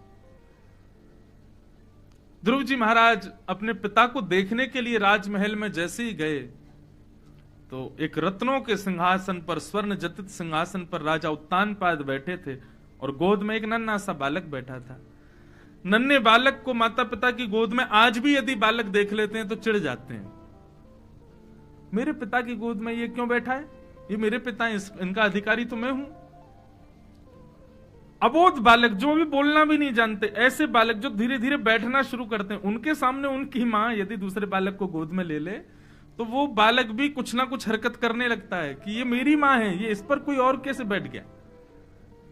ध्रुव जी महाराज को जैसी दिखा कि मेरे पिता की गोद में दूसरा बालक, छोटे से तो हैं, अभी 4.5 वर्ष की आयु है, अपने पिता की गोद में बैठने के लिए जाने लगे तो छोटी मां ने रोक दिया। ध्रुव कथा अगर आप इसका तार्किक अर्थ सुनते रहेंगे ना तो आप सब अपने खुद के जीवन से इसको जोड़ पाएंगे। बुद्धि से उत्पन्न होता है ध्रुव, और ध्रुव जब हमारा कल्याण करने के लिए हमारे पास आता है तो मन उसको रोक देता है, छोटी मां उसको रोकती है। कई बार ऐसी अपॉर्चुनिटीज हमको लाइफ में प्राप्त होती हैं जिनसे भगवत संबंध और दृढ़ हो जाए, लेकिन हमारा मन बाधक बनता है उसमें। मन ने रोक दिया, छोटी मां ने रोक दिया। कहां जा रहे हो? ये मेरे पिता हैं, मैं इनके पास जा रहा हूं इनकी गोद में बैठने। बोले, वो तेरे पिता हैं पर मैं तो तेरी मां नहीं हूं ना, और यदि उनकी गोद में बैठना है तो तुझे मुझसे उत्पन्न होना पड़ेगा, मेरे गर्भ से जन्म लेना पड़ेगा। मतलब मन कहता है कि बुद्धि से उत्पन्न को मैं शरीर का कल्याण नहीं करने दूंगी, उसको मुझसे ही उत्पन्न होना पड़ेगा। मन से जब वो प्रकट होगा तभी शरीर का कल्याण होगा। ध्रुव जी इस बात को सुनकर के रोते रोते अपनी मां के पास गए और मां से जाके बोले, मैं तो चाहता था पिता की गोद में बैठूं, लेकिन छोटी मां ने मुझे रोक दिया और ऐसा कहा कि तुम वन में जाओ, वन में जाके भगवान का भजन करो और भगवान से प्रार्थना करना जब प्रकट हो जाए कि मुझे छोटी मां के गर्भ से जन्म दो, तब तुम पिता की गोद में बैठ पाओगे। मां हो तो ध्रुव जी की मां जैसी। ध्रुव जी की मां ने समझाया, पुत्र श्रोता को हंस की तरह होना चाहिए। श्रोता मतलब सुनने वाला, उसको हंस की तरह होना चाहिए। और हंस का स्वभाव होता है कि हंस केवल पानी दूध मिलकर के उसको दे दिया जाए तो दूध ही पिएगा, पानी नहीं पिएगा। ये असंभव है कि दूध से पानी को कोई अलग कर दे, लेकिन हंस के पास ये कला है कि वो दूध को अलग कर देता है, पी जाता है, पानी को छोड़ देता है। श्रोताओं के पास भी ये कला होनी चाहिए। किसी को भी सुनो, कुछ भी सुनो, यदि आपके ग्रहण करने लायक वस्तु हो तो ही उसको सेवन करो, बाकी की वस्तुओं का त्याग करो। ध्रुव, छोटी मां ने क्या बोला? वन में जाके भगवान का भजन करो, भगवान जब प्रकट हो जाएं तब उनसे कहना छोटी मां के गर्भ से जन्म लूं, इसमें तेरे लिए दुग्ध क्या है और जल क्या है? तुम्हारे लिए दुग्ध है कि वन में जाके भगवान का भजन करके उनको प्राप्त करो, और जल क्या है कि छोटी मां के गर्भ से जन्म लो, उसको त्यागो। तुम केवल इस बात को स्वीकार करो कि तुमको वन में जाना है और भगवत प्राप्ति करनी है। बंधु, मां हो तो ध्रुव की मां जैसे। और पुत्र हो तो ध्रुव जैसा। मां के वचन के प्रति इतना अकाट्य विश्वास। नन्हे से 4.5 वर्ष के ध्रुव जी को मां ने आज्ञा कर दी, जाओ बेटा वन में जाके भगवत प्राप्ति कर लो। और नन्हे से ध्रुव जी महाराज निकल पड़े हैं श्री जगन्नाथ से मिलने के लिए। और मिलने के लिए कोई तीर्थ में नहीं गए, मिलने के लिए कोई मंदिर देवालय में नहीं गए। इसी को रास कहते हैं। रस का मतलब क्या है? हम आप सब जो कर रहे हैं जगन्नाथपुरी आकर के, ये रस है, लेकिन ध्रुव जी जो कर रहे हैं ये रास है। मतलब हम आए हैं उनके स्थान पर उनको मिलने के लिए, लेकिन जगन्नाथ जी आए हमसे मिलने के लिए हमारे स्थान पर, वो रास है। ध्रुव जी गए वन में, तभी उनको श्री नारद जी महाराज प्राप्त हुए। नारद जी ने पूछा, वत्स कहां जा रहे हो? ध्रुव जी बोले, मैं वन में जा रहा हूं भगवान को प्राप्त करने। जैसे ही नारद जी ने सुना वन जा रहा है भगवत प्राप्ति के, नारद जी हंसने लगे। बोले, अरे वन में तो शेर रहते हैं, वन में तो जानवर रहते हैं, छोटे छोटे बालकों को मार के खा जाते हैं, भगवान नहीं रहते। ध्रुव जी महाराज बोले, आपका परिचय क्या है? आप कौन हो जो आप इतना जानते हो कि वन में भगवान नहीं रहते? आपका परिचय क्या है? नारद जी बोले, हम नारद हैं। ध्रुव जी बोले, आप झूठ बोल रहे हो, आप नारद नहीं हो। क्यों? बोले, मेरी मां ने समझाया था भगवान बाद में मिलेंगे, पहले नारद जी मिलेंगे, और नारद जी मिलेंगे ना तो नारद जी ही हाथ पकड़ के भगवान के हाथों में सौंपेंगे। आप कैसे नारद जी हो? मुझको घर जाने के लिए कह रहे हो? यदि आप नारद होते तो मेरा हाथ पकड़ के भगवत धाम पहुंचाते, मुझे भगवत चरणों से लगा देते। आप घर जाने के लिए कह रहे हो, आप नारद नहीं हो। नारद जी समझ गए, बोले, भैया इस बालक को बड़ा ज्ञान है, सब जानता है। तुरंत नारद जी अरे जब गुरु जी मेरे ये विषय पढ़ा रहे थे तब मैंने एक जिज्ञासा प्रकट की अपने गुरुदेव से कि गुरु जी, नारद जी भगवत प्राप्ति से पहले नारद जी मिलेंगे, तो इसका मतलब क्या है? हमें तो आज तक नारद जी दिखे नहीं, तो इसका मतलब भगवान हमको तो कभी मिलेंगे नहीं।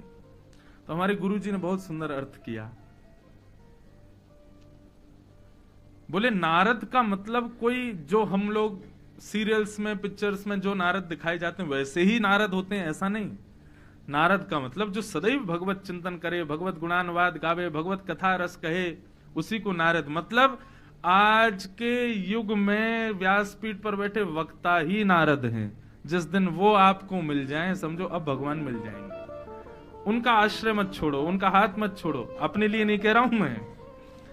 वक्ता यदि अपनी वाणी से आपको आकृष्ट कर ले और आपके मन बुद्धि में श्री जगन्नाथ जी को, कई बार क्या होता है, क्षमा कीजिएगा, बुरा नहीं मानिएगा, वक्ता की वाणी सुन के वक्ता हमारे चिंतन में आ जाता है। हमारी आंखों में भी वक्ता ही दिख रहे हैं, चिंतन में भी वक्ता ही दिख रहे हैं। अरे कितने बढ़िया हैं, कितने सुंदर हैं, कितने अच्छे हैं। अगर ऐसा हो रहा है तो वक्ता भी नरक में जाएगा और जिसको आ रहे हैं वो भी जाएगा। वक्ता के प्रति आकृष्ट मत होना कभी भी। वक्ता जिनकी कथा सुना रहा है उनके प्रति आकृष्ट हो। वक्ता के प्रति किया गया आकर्षण वो तो अपराध हो जाएगा। अरे ये तो वही बात हो गई कि आपकी बेटी आपका बेटा दोनों का ब्याह कराने वाला बिचौलिया, लेकिन बेटी ने बिचौलिया से ब्याह कर लिया। श्री जगन्नाथ जी वर हैं और जितने भी श्रोता हैं ये सब वधू हैं। इन वधू का वर के हाथों में पाणी ग्रहण कराने वाला वक्ता होता है। उस वक्ता के प्रति जब कोई आकृष्ट हो जाता है तो ये अपराध है। हां, श्रद्धा रखो, भाव रखो, प्रणाम करो, नमन करो, उसके प्रति खूब प्रेम रखो, लेकिन उसके चक्कर में ठाकुर जी को भूल गए तो अपराध बनेगा और इस अपराध की वजह से बेचारा वक्ता और जाएगा नरक में। तो कहीं ये ना हो। तो हमारे गुरुदेव समझाते हैं कि नारद वक्ता है और वक्ता जब प्रेम से सुनने वाले श्रोता पर आनंदित हो जाता है तो श्रोता रूपी वधू का हाथ पकड़ करके ठाकुर जी रूपी वर के हाथ में देकर के पाणी ग्रहण कराता है। वक्ता यदि प्रसन्न हो जाए तो भगवत प्राप्ति करा देगा। वो वक्ता ही नारद है। ध्रुव जी महाराज ने प्रणाम किया, बोले भगवान आज्ञा करें, भगवत प्राप्ति कैसे हो? तब नारद जी ने 12 अक्षर मंत्र प्रदान किया। ओम नमो भगवते वासुदेवाय, नमो भगवते तुभ्यं वासुदेवाय धीमहि प्रद्युम्नाय अनिरुद्धाय नमः संकर्षणाय। ये चाहिए। जाओ वत्स, इस मंत्र का खूब वाचन करना, ठाकुर जी प्रसन्न होकर मिलेंगे। मधुवन में आकर के श्री ध्रुव जी महाराज ने इस मंत्र का खूब वाचन किया। ध्रुव जी के विषय में वर्णन किया जाता है, तिरात्रांते तिरात्रांते कपित्थ बदिरासन।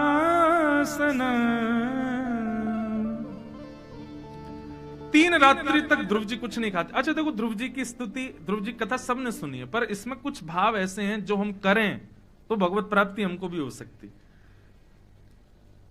ध्रुव जी 3 रात्रि तक कुछ नहीं खाते और 3 रात्रि बाद केवल कपित्त फल खाकर के भजन करते। दूसरे महीने में वर्णन आया कि ध्रुव जी 6 दिन तक कुछ नहीं खाते, 6 दिन बाद जल पी करके भजन करते। तीसरे महीने में वर्णन आया कि ध्रुव जी 9 दिन तक कुछ नहीं खाते और 9 दिन बाद केवल वायु पी करके भजन करते। 5वें महीने में ध्रुव जी महाराज 12 दिन तक ना कुछ खाते ना कुछ पीते, केवल एक बार श्वास लेते और भजन करते। इसका मतलब क्या है? और कहते हैं कि जब उन्होंने अपनी श्वास को रोक लिया तब भगवान प्रकट हो गए। इस प्रकार पूरे व्रत की कथा बताई कि ध्रुव जी ने 5 महीने कैसे तप किया। तो इससे मेरे मन में जिज्ञासा प्रकट हुई कि इसका मतलब व्रत करने से भगवान मिलते हैं, अन्न त्यागने से भगवान मिलते हैं, कठोरतम तपस्या करने से भगवान मिलते हैं। तो इसका मतलब हमारे बस में तो कभी जगन्नाथ जी आने वाले हैं नहीं, क्योंकि ना तो हमसे भोजन छूट रहा, ना हमसे जल छूट रहा, ना हमसे वायु छूट रही। हम इतना त्याग तो कभी कर नहीं सकते कि जगन्नाथ जी हमको मिले। तो हमने गुरु जी से, अपने गुरुदेव से कहा, मैंने गुरुदेव भगवान हमको तो कभी नहीं मिलेंगे, क्योंकि जिस प्रकार ध्रुव जी महाराज कर रहे हैं इस प्रकार हम तो कभी नहीं कर सकते। यहां एकादशी व्रत करते हैं तो एकादशी प्रारंभ होती, द्वादशी का इंतजार प्रारंभ हो जाता, कब द्वादशी आवेगी। लोग ये कम पूछते हैं एकादशी कब है, महाराज जी द्वादशी कब, पारायण वो पारना कितने बजे करना है, और उसके लिए पहले से सामग्री ला ला के धन्यवाद, जय हो ठाकुर जी, कल तो द्वादशी है, चक प्रसाद पाएंगे। लेकिन हम तो जगन्नाथपुरी में बैठे हैं, कल तो यहां पे भी महाप्रसाद चलेगा। मैंने कहा कहां हम लोग जहां अन्न जल नहीं त्याग सकते, यहां पे वायु तक त्याग देते हैं ध्रुव जी, तब जाके भगवान मिलते हैं 5 महीने में। तो मैं, गुरु जी हमारे वश में तो कभी ठाकुर जी आने वाले हैं नहीं, हमको तो कभी ठाकुर जी मिलेंगे नहीं। तो हमारे गुरु जी ने एक बहुत अच्छी बात कही, बोले भैया तुमको क्या दिख रहा है ध्रुव जी के तप में?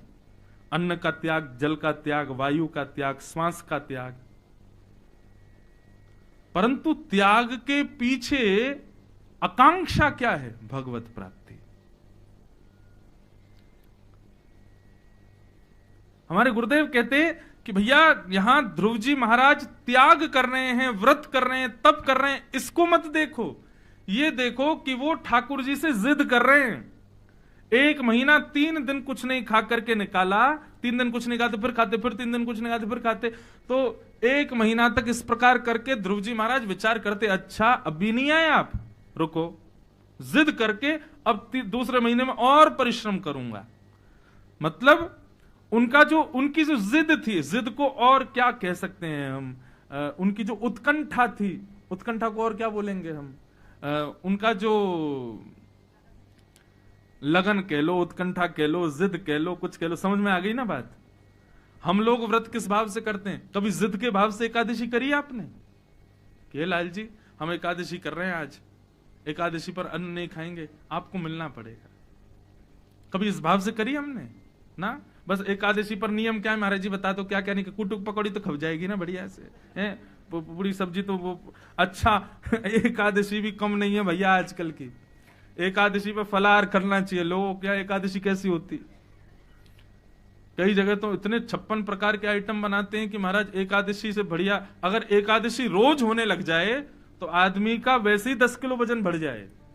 वो जितना पकवान एकादशी को खा रहे हैं उतना पकवान तो रोज नहीं पा रहे, इससे बढ़िया तो बाकी के दिन जा रहे हैं। हम व्रत किस भावना से करते हैं तब व्रत सार्थक माना जाता है। केवल देखा देखी व्रत करना है उससे कोई लाभ नहीं मिलने वाला है। हमारी भक्ति में, हमारे व्रत में, हमारे नियम में कभी जिद आई ही नहीं, कभी हमने जिद की ही नहीं ठाकुर जी से, तो ठाकुर जी भी उसको पूर्ण करेंगे ही क्यों?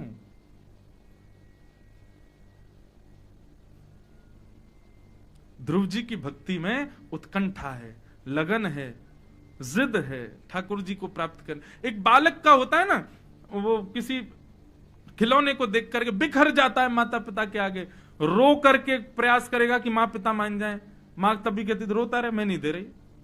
तो कई बालक ऐसे भी देखे मैंने, उस सिर पटक पटक के रोते हैं, वो नहीं दोगी तो मैं ऐसा कर लूंगा। हमारे ठाकुर जी की सुन लो, चंद्र खिलौना ले हूं सो मैया मोरी। ठाकुर जी पीछे पड़ गए मैया के, मैया मुझे चंद्रमा चाहिए। मैया बोली चंद्रमा ना चाहिए, चल सो जा चुपचाप। ठाकुर जी बोले ना देगी मुझको चंद्रमा। यशोदा बोली ना दूंगी। तो जय हो लोट अब ही धरण पे तेरी गोद ना आए हूं।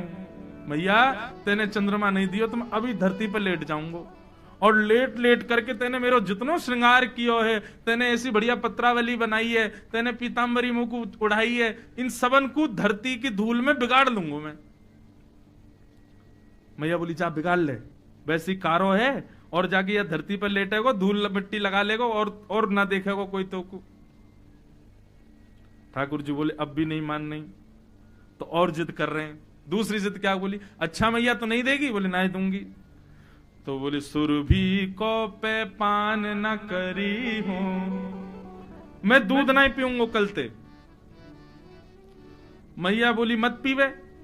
लाला देख तू कारो तो है, सुंदर तो है ना है, नेकाद तो पे कोई रीझ जाए तो तेरे गोल गोल हाथ हैं, का गोल गोल सा तेरा शरीर है, का दूध माखन खाके जो तेने अपना शरीर बनाया, यही पे नेकाद मन आ जाए कि नेक तेरी बलैया नजर से उतार लूं मैं। अब तू ना पीवेगा दूध तो पत्रो हो जाएगा, पत्रो हो जाएगा, तेरी नजर भी ना उतारूंगी मैं।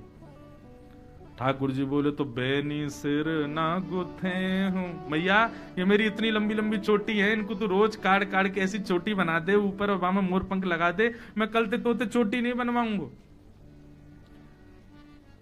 मैया बोली मत बनवावे, जुआ पड़ जाएंगी तेरे बालन में, खींच के ले जाएंगी तो जमुना जी में फेंक देंगी। ठाकुर जी बोले कोई काम नहीं चल रहा, तो जिद और बड़ी करी। बोले मैं कल पूरे गोकुल में जाके हल्ला कर आऊंगो। बोले कहा हल्ला करेगो? बोले मैं हल्ला कर दूंगो कि हूं तो सुत में नंद बाबा को तेरो सुत ना कहे हूं। अरे गोकुल वासियों सुनो, आज के बाद मुंह को यशोदा को लाला कह के मत पुकारियो, मैं तो नंद जी को ही लाला हूं, मैं यशोदा को छोरा ही ना हूं। जिद कर रहे ठाकुर जी। सही यशोदा भैया ने गोद में बैठाया, बोले आगे आ बात सुन मेरी, बलदेव हूं ना जने हूं। लाला मेरी बात तो सुन। ठाकुर जी बोले ना अब तो तुम मुझसे दूर ही रहे, मैं तो नंद बाबा को ही लाला हूं। बोले ऐसी बात है जो दाऊ ते छुपानी है। सोई ठाकुर जी पूछ गए बताइयो कौन सी बात है ऐसी जो बलराम ते छुपानी है? फिर अगली पंक्ति क्या है, चंद्रहूते नीकी है। हाँ फिर मैया कहती है कान में, लाला तू चंदा चंदा चंदा किल्ला रो है, चंद्रमा तू सुंदर, चंद्रमा तू गोरी, तो को नई दुल्हनिया दे हूं। ओ महाराज ठाकुर जी तो मचल गए, मैया तू तो मेरी सबसे प्यारी मैया, तू तो मेरी मैया। मैं तो कल गोकुल में कह दूंगा मेरी मैया ये, बाबा है ही ना है मेरो, मेरी तो बस मैया है मैया। लेकिन मेरी बात सुन। बोल का मैं तो अबई ब्याहवे जय हूं, मैं तो अबई ब्याहूंगा। अब रोने लगे मुझको ब्याह करना है। तो जिद जैसे एक बालक की होती है ना किसी वस्तु के प्रति, हमारे ठाकुर जी करते हैं चंद्रमा के प्रति, ब्याह के प्रति, ऐसी जिद हमने कभी ठाकुर जी के लिए नहीं की। ऐसी जिद हमने कभी कथा के लिए नहीं की, ऐसी जिद हमने कभी वृंदावन के लिए नहीं की। ठाकुर जी को कौन सी गरज पड़ी है कि आप ही उनके सामने जाओ? असंख्य भक्त बैठे हैं, असंख्य वैष्णव हैं, सब पर कृपा करें। ध्रुव जी की भक्ति में व्रत मत देखो बंधुओं, एकादशी का मतलब व्रत नहीं है, एकादशी का मतलब उत्कंठा ही है। व्रत को और क्या कहते हैं? उपवास। उप समीपे वासम, जिससे हम ठाकुर जी के और समीप जावें, जिसके हम ठाकुर जी के और समीप वास करने लगे, उसको उपवास कहते हैं। अब उस पर अन्न त्याग करके हम अपने भाव को पुष्ट कर देते, लेकिन वास्तव में अन्न त्याग नहीं, जिद हो ठाकुर जी की प्राप्ति के लिए। एकादशी, और ऐसी एकादशी तो रोज होनी चाहिए जिसमें जिद हो। कभी हट करके बैठ जाएं, नहीं लाल जी आज तो आपको मिलना ही पड़ेगा, नहीं मिलेंगे वो निश्चित आएंगे। कभी ना कभी तो कृपा करेंगे। कई जन्मों से बुला रहे हो, कोई तो नाता जरूर होगा, नजरों से नजरें मिला ना पाऊं, मेरी नजर का कसूर होगा।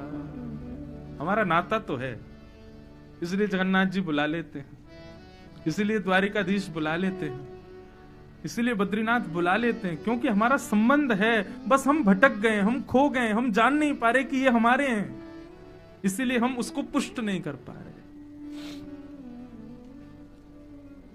ध्रुव जी महाराज अन्न छोड़ दिया, जल छोड़ दिया, सब कुछ त्याग कर दिया, बोले नाथ अब तो आ जाओ, मुझे दर्शन दो। जब अपनी श्वास को भी जीत लिया, नहीं ले रहे श्वास, देवताओं में हड़कंप मच गया, दौड़े दौड़े सब भगवान के पास गए, बोले भगवान ध्रुव को दर्शन दीजिए, नहीं तो प्राण निकल जाएंगे इसके। तो भगवान भागवत में स्पष्ट लिखा है, ठाकुर जी देवताओं से कहते हैं वाणी सुधारो, आप ये मत कहिए कि ध्रुव का दर्शन करने जाओ, ये कहो कि हे नाथ ध्रुव को दर्शन देने जाओ। ऐसा नहीं, हम तो ध्रुव का दर्शन करने जाएंगे। ऐसे वैष्णव, इसी को रास कहते हैं। मैं अपनी कथा में कहा करता हूं, रास का मतलब जहां भगवान भक्त से मिलने का मन बनाए उसी को रास कहते। ठाकुर जी ने मन बनाया, गरुण जी पर बैठे और तुरंत सब 33 करोड़ देवता आकाश में खड़े हैं, ध्रुव जी वृक्ष के नीचे खड़े हैं, भगवान का स्मरण कर रहे हैं, श्वास भी नहीं ले रहे हैं, जल अन्न त्याग दिया, सब कुछ त्याग दिया। तुरंत गरुण जी जाकर के भगवान के सन्मुख खड़े हो गए। लेकिन ध्रुव जी महाराज तो नेत्र बंद करके ठाकुर जी का स्मरण कर रहे थे। तभी भगवान ने एक चुटकी बजाई, जैसी स्वर हुआ तो ठाकुर जी की छवि जो ध्रुव जी को हृदय में दिख रही थी वो वहां से अंतर ध्यान हो गई। जैसी अंतर ध्यान हुई, व्याकुल होकर के ध्रुव जी महाराज ने नेत्र खोल करके जैसे देखा, शंख चक्र गदा पद्मधारी गरुण पर विराजमान गरुणासन भगवान सामने खड़े हैं। बोलो भक्त वत्सल भगवान की। ध्रुव जी के सन्मुख ठाकुर जी आकर के खड़े हो गए। बंधुओं, इस ध्रुव चरित्र ने ही यहां टोटा गोपीनाथ को प्रकट किया। एक दिन मैं कथा में सुना रहा था ना उनका चरित्र, यही ध्रुव चरित्र सुना रहे थे। और सुन कौन रहा था? श्री चैतन्य महाप्रभु। और जैसे उसमें यह प्रसंग कहा कि भगवान ने चुटकी बजाई और जैसे ध्रुव जी के हृदय से ठाकुर जी की मूर्ति अंतर ध्यान हुई, ध्रुव जी व्याकुल हो गए। ये व्यास जी कह रहे थे और सामने बैठे चैतन्य महाप्रभु को इतनी व्याकुलता हुई कि उन्होंने चारों तरफ की मिट्टी को खोदना शुरू कर दिया। कहां गए नाथ, कहां गए नाथ? इतने व्याकुल हुए कि आसपास के भाव को इस प्रकार कुरेदने लगे अपने हाथों से कि वहीं ठाकुर जी का गोपीनाथ विग्रह प्रकट हो गया। इसी ध्रुव चरित्र से टोटा गोपीनाथ प्रकट हुए। ध्रुव जी महाराज हाथ जोड़ करके खड़े और सामने ठाकुर जी नील कमल जैसे सन्मुख खड़े हैं, चतुर्भुज शंख चक्र गदा पद्मधारी, गरुण पर विराजमान। आहा, अद्भुत छवि ठाकुर जी की। ध्रुव जी महाराज के नेत्रों से आंसू गिर रहे हैं। एक अबोध बालक है, अभी 5 वर्ष का बालक है, 4.5-5 वर्ष का बस। भगवान ने इशारे से बुलाया, इधर आओ। जैसे ध्रुव जी समीप गए, भगवान बोले कुछ कहो। तो ध्रुव जी मानो निर्वाक हो गए कि कहना चाह रहे हैं कि आपकी रूप माधुरी का दर्शन ही इतना सुख दे रहा है कि बोलने की इच्छा ही नहीं हो रही है। कभी ऐसा हुआ है बंधु आपके साथ कि आप मंदिर में विचार करके जा रहे हो कि आज जगन्नाथ जी से ये कहेंगे, या कहीं भी आप दर्शन करने गए, आज जगन्नाथ जी को सन्मुख जाके ऐसा भाव रखेंगे, लेकिन जगन्नाथ जी के सन्मुख जाते सब भूल गए क्या करना था, क्या बोलना था, क्या गाना था, क्या सुनाना था, क्या कहना था। जगन्नाथ जी को देखते ही सब विस्मृति हो जाए। कई बार हम सोच के जाते हैं आज जगन्नाथ जी को नारायण कवच सुनाएंगे, आज जगन्नाथ जी को गजेंद्र मुख सुनाएंगे, आज जगन्नाथ जी को कीर्तन सुना के आएंगे, आज जगन्नाथ जी को पद सुना के आएंगे। और मेरे साथ तो अधिकतर होता है, मैं इतने पद बाहर गाता रहूंगा, जैसे ही जगन्नाथ जी के सामने जाऊंगा तो मन ही मन सोचूं कौन सा पद था, कौन सा भूल गया, निकल ही नहीं रहा, आ ही नहीं रहा, कौन सा था बाहर, अगल में कौन सा गा रहा था अभी बाहर, उनको भी याद नहीं आ रहा है। जगन्नाथ जी सामने सब भूल गए। यही तो स्थिति है। ठाकुर जी के सामने आकर के आपने दर्शन किया और फिर भी आपको याद हो कि पूर्व में आप क्या सोच रहे थे, तो मतलब आपने दर्शन किए ही नहीं। पूर्व स्मृति धूमिल हो जाए ठाकुर जी को देखते ही। ध्रुव जी कुछ नहीं बोल पा रहे, लेकिन यहां पर श्री मैत्रेय मुनि जी वर्णन करते हैं ध्रुव जी की स्थिति को। बहुत ध्यान से सुनना। तद्दर्शनेना गत साध्व सक्षिता ववन्दतांगम विनमय्य दंडवत् द्रग्भ्याम प्रपश्यन् प्रपिवा निवार्भकम् चुम्बन्निवास्येन भुजैर्निवाश्लिषन्। मैत्रेय मुनि कहते हैं, बोले ध्रुव जी ने जैसे ही नेत्र खोल करके देखा, पहले तो रोते रहे, नेत्रों से अश्रुधार गिरती रही, फिर थोड़ी चेतना आई ध्रुव जी को कि अरे ठाकुर जी खड़े हैं।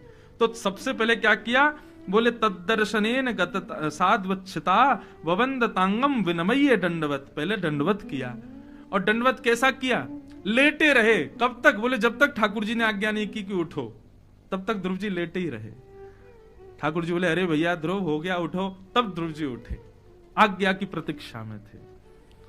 और फिर उसके बाद क्या हुआ, बोले द्रग्भ्याम प्रपश्यन प्रपिबा निवार्भकम चुम्बन निवास्येन भुजैर्निवाश्लिषन्। ध्रुव जी अपने होठों को ऐसे अपने जीभ से चाटने लगे।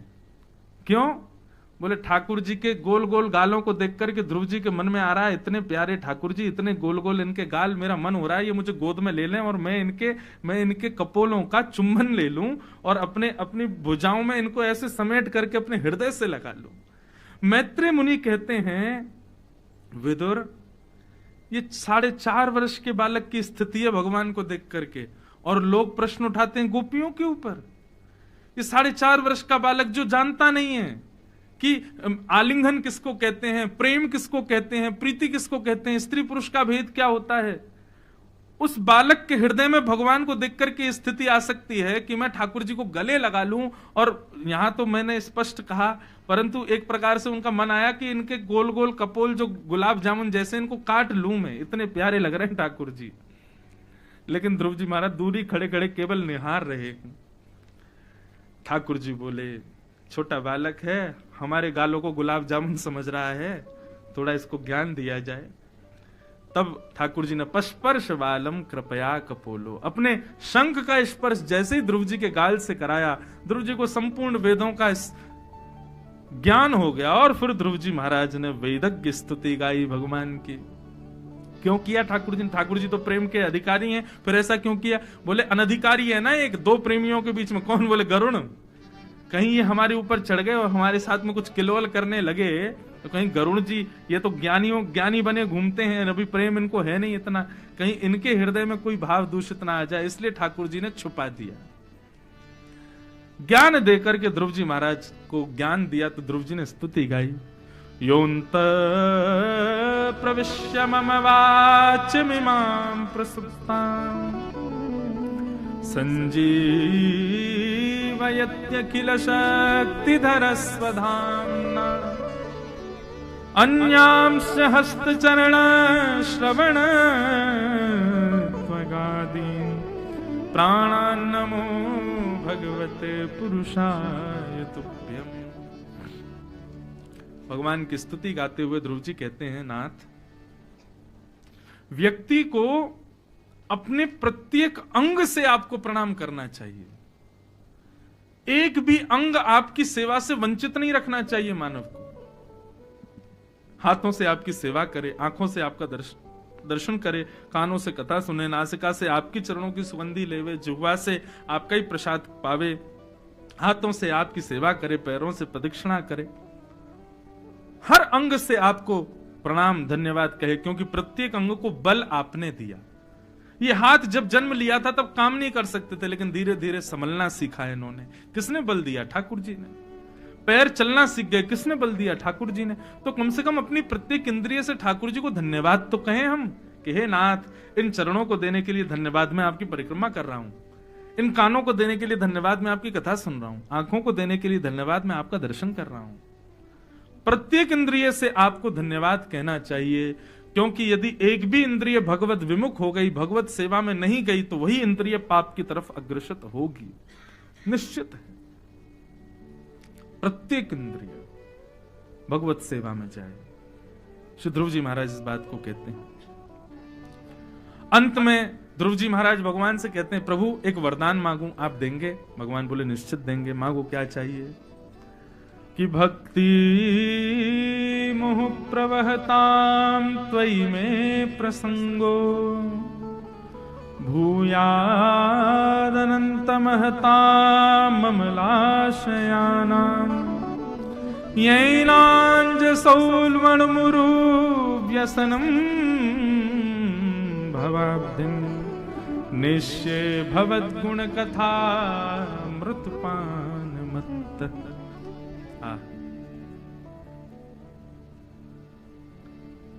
ध्रुव जी महाराज कह रहे हैं, बोले नाथ, मैं जो वरदान मांगू आप कृपा करके मुझे प्रदान करो। भगवान बोले, मांगो, क्या चाहिए? बोले, प्रभु ऐसी कृपा कर दीजिए कि मुझको एक व्यसन लग जाए, मुझको एक लत लग जाए, एक व्यसन का आदी मैं हो जाऊं। ठाकुर जी बोले, व्यसन? कैसा व्यसन? बोले, व्यसन किसको कहते हैं? जिस लत के बिना, जिस वस्तु के बिना व्यसनी रह ना पाए, उसको व्यसन कहते हैं। ठीक प्रभु, ऐसे ही मुझको व्यसन लगा दीजिए। भगवान बोले, हमारा व्यसन चाहिए। बोले, नहीं, आपका नहीं चाहिए। तो बोले, फिर क्या चाहिए? बोले, भक्ति मुहु प्रवहताम त्वयि में प्रसंगो भूयाद अनंत महताम ममलाशयानाम येनांज सौल वणुमुरु व्यसनम भवाब्धिम नेश्ये भवद गुण कथामृतपान मत्त।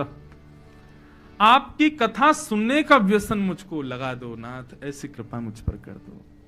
जैसे व्यसनी व्यक्ति विचलित हो जाता है बिना व्यसन किए, ऐसे बिना आपकी कथा के मैं विचलित हो जाया करूं। मैं कहीं भी जाऊं आपके बिना रह ना पाऊं नाथ, ऐसी कृपा कर दो मुझ पर। अब यहां पर वर्णन ऐसा है कि ध्रुव जी ने सीधे ठाकुर जी को नहीं मांगा, ठाकुर जी की कथा को मांगा। तो व्यासपीठ पर एक भाव मेरे हृदय में उत्पन्न हुआ कि ध्रुव जी मानो कहना चाहते हैं कि हे ठाकुर जी, आप यदि मिल गए तो केवल 2 आंखों को ही दिख करके सुख दोगे, लेकिन कथा में आप दिखाई नहीं देते। परंतु जब वक्ता भाव से कथा सुनाते हैं तो ऐसा लगता है मानो रोम रोम आपको देख रहा हो। कथा में रोम रोम को दर्शन देते हो, प्रत्यक्ष आकर के केवल आप आंखों को ही दर्शन देते हो। इसलिए नाथ, प्रत्यक्ष आप नहीं, मुझे तो आपकी कथा चाहिए।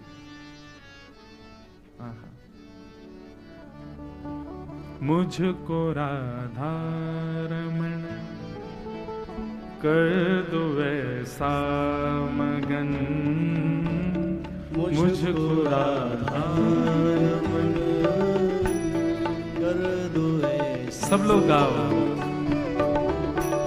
मुझको राधा रमण कर दो ऐसा मगन, मुझको राधा रमण कर दो ऐसा।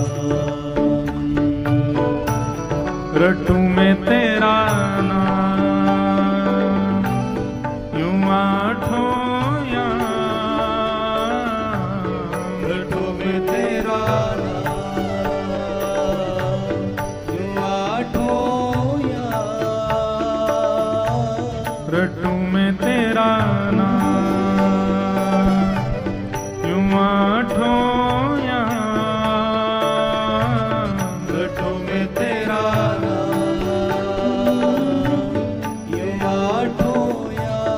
भाव से जय हो।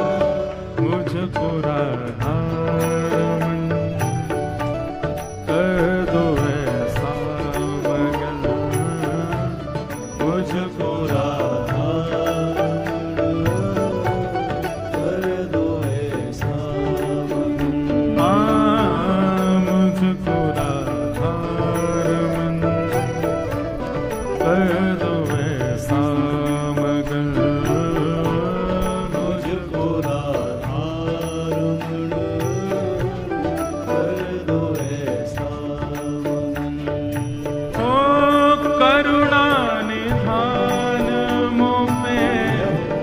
कृपा कर लीजिए।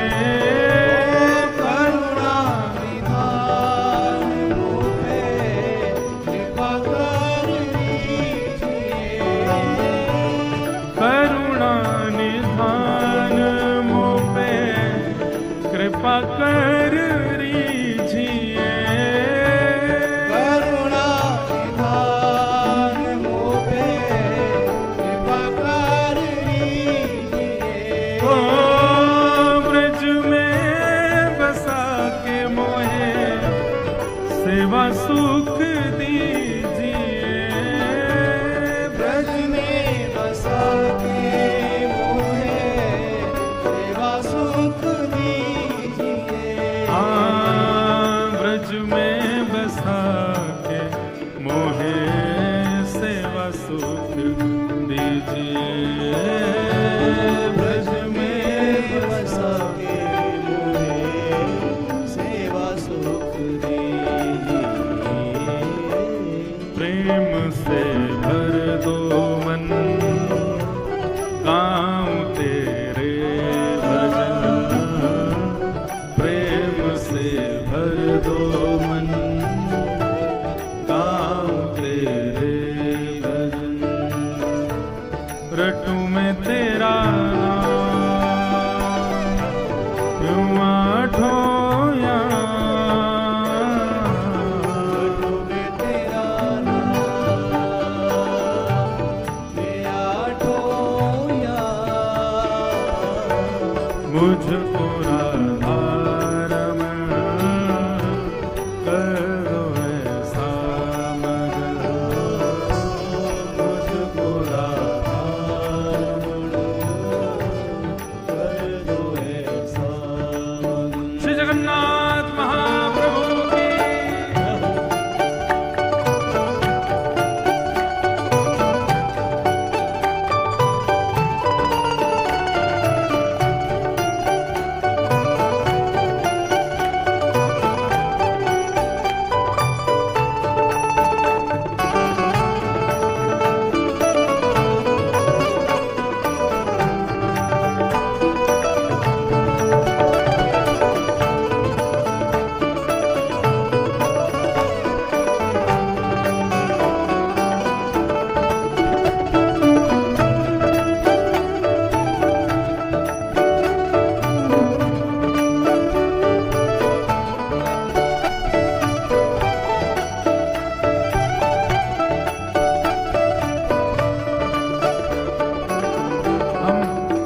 श्री जगन्नाथ जी का स्पर्श तो नहीं कर सकते, भीतर तो जा नहीं सकते, इतना अधिकार तो नहीं है। श्री राधा रमण जी को भी छू तो नहीं सकते, परंतु हम नहीं छू सकते, हमारे भाव तो स्पर्श कर सकते हैं ना उनका। और श्रीमद् वल्लभाचार्य जी महाराज कहते हैं प्रत्यक्ष सेवा से कई गुना ज्यादा श्रेष्ठ है भाव की सेवा। आप प्रत्यक्ष ठाकुर जी की सेवा कर रहे हो, सजा रहे हो, शायद हो सकता है कि ठाकुर जी उसको स्वीकार नहीं करें, लेकिन आप नेत्र बंद करके भाव से ठाकुर जी को हृदय में विराजमान करके वहां श्रृंगार करो, वहां भोग लगाओ, वहां पर हर प्रकार के भाव रखो, ठाकुर जी निश्चित उसको स्वीकार करते हैं। इसीलिए कह रहे हैं हे नाथ, हम छू तो नहीं सकते आपको, पर भाव भैरे भूषणों से आपको सजाऊं मैं, भाव भैरे भूषणों से आपको सजाऊं मैं। भाव भैरे भूषणों से आपको सजाऊं मैं, भाव भरे भूषणों से आपको सजाऊं मैं। नित नव भोज निज हाथों से पवाऊं मैं, इतना भोजन हाथों से पवाऊं मैं।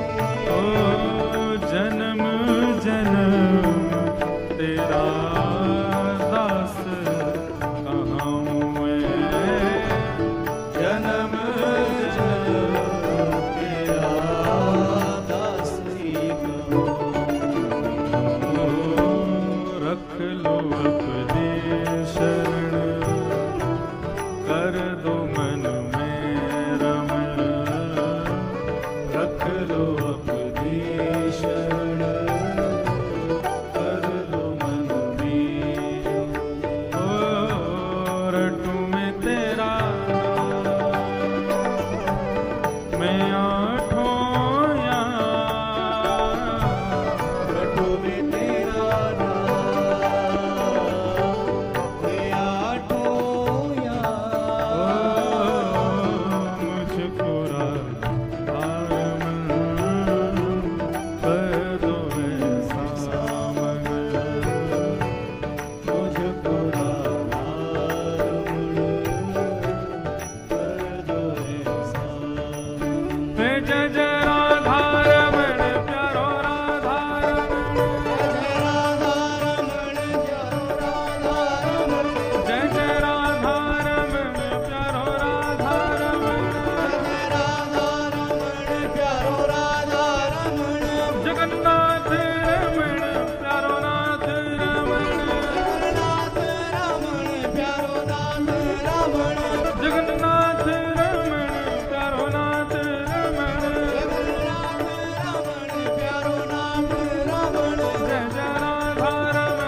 जय जय राधा रमण, जय जय राधा रमण, जय प्यारो राधा रमण प्यारो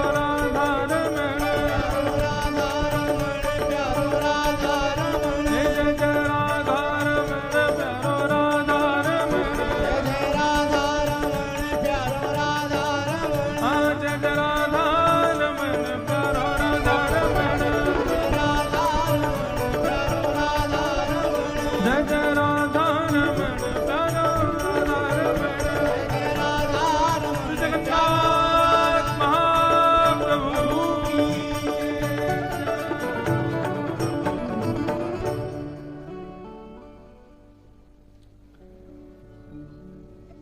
यही भाव श्री ध्रुव जी का है ठाकुर जी के प्रति।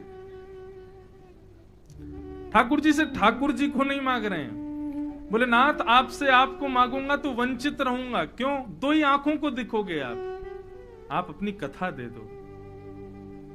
क्यों? कथा में तो ऐसा लगता है रोम रोम आपको देख रहा है। मुझे आपकी कथा चाहिए नाथ। निश्चय भवद गुण कथामृतपान मत्त।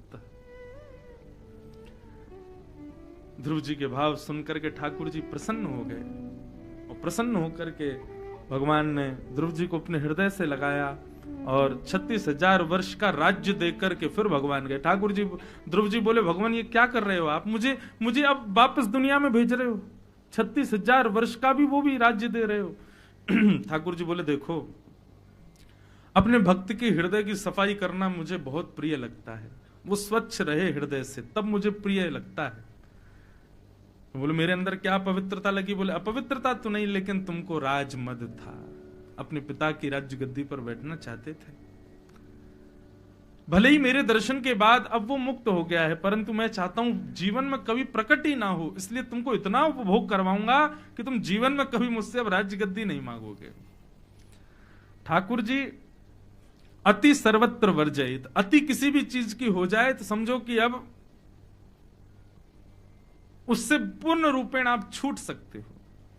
देखो विषयों से दो ही प्रकार से बचा जा सकता है। या तो विषय का स्पर्श ही मत करो, उपभोग ही मत करो, या फिर इतना कर लो, इतना कर लो, इतना कर लो, इतना कर लो कि एक दिन आप सब विषय अति होकर के आपका त्याग करते।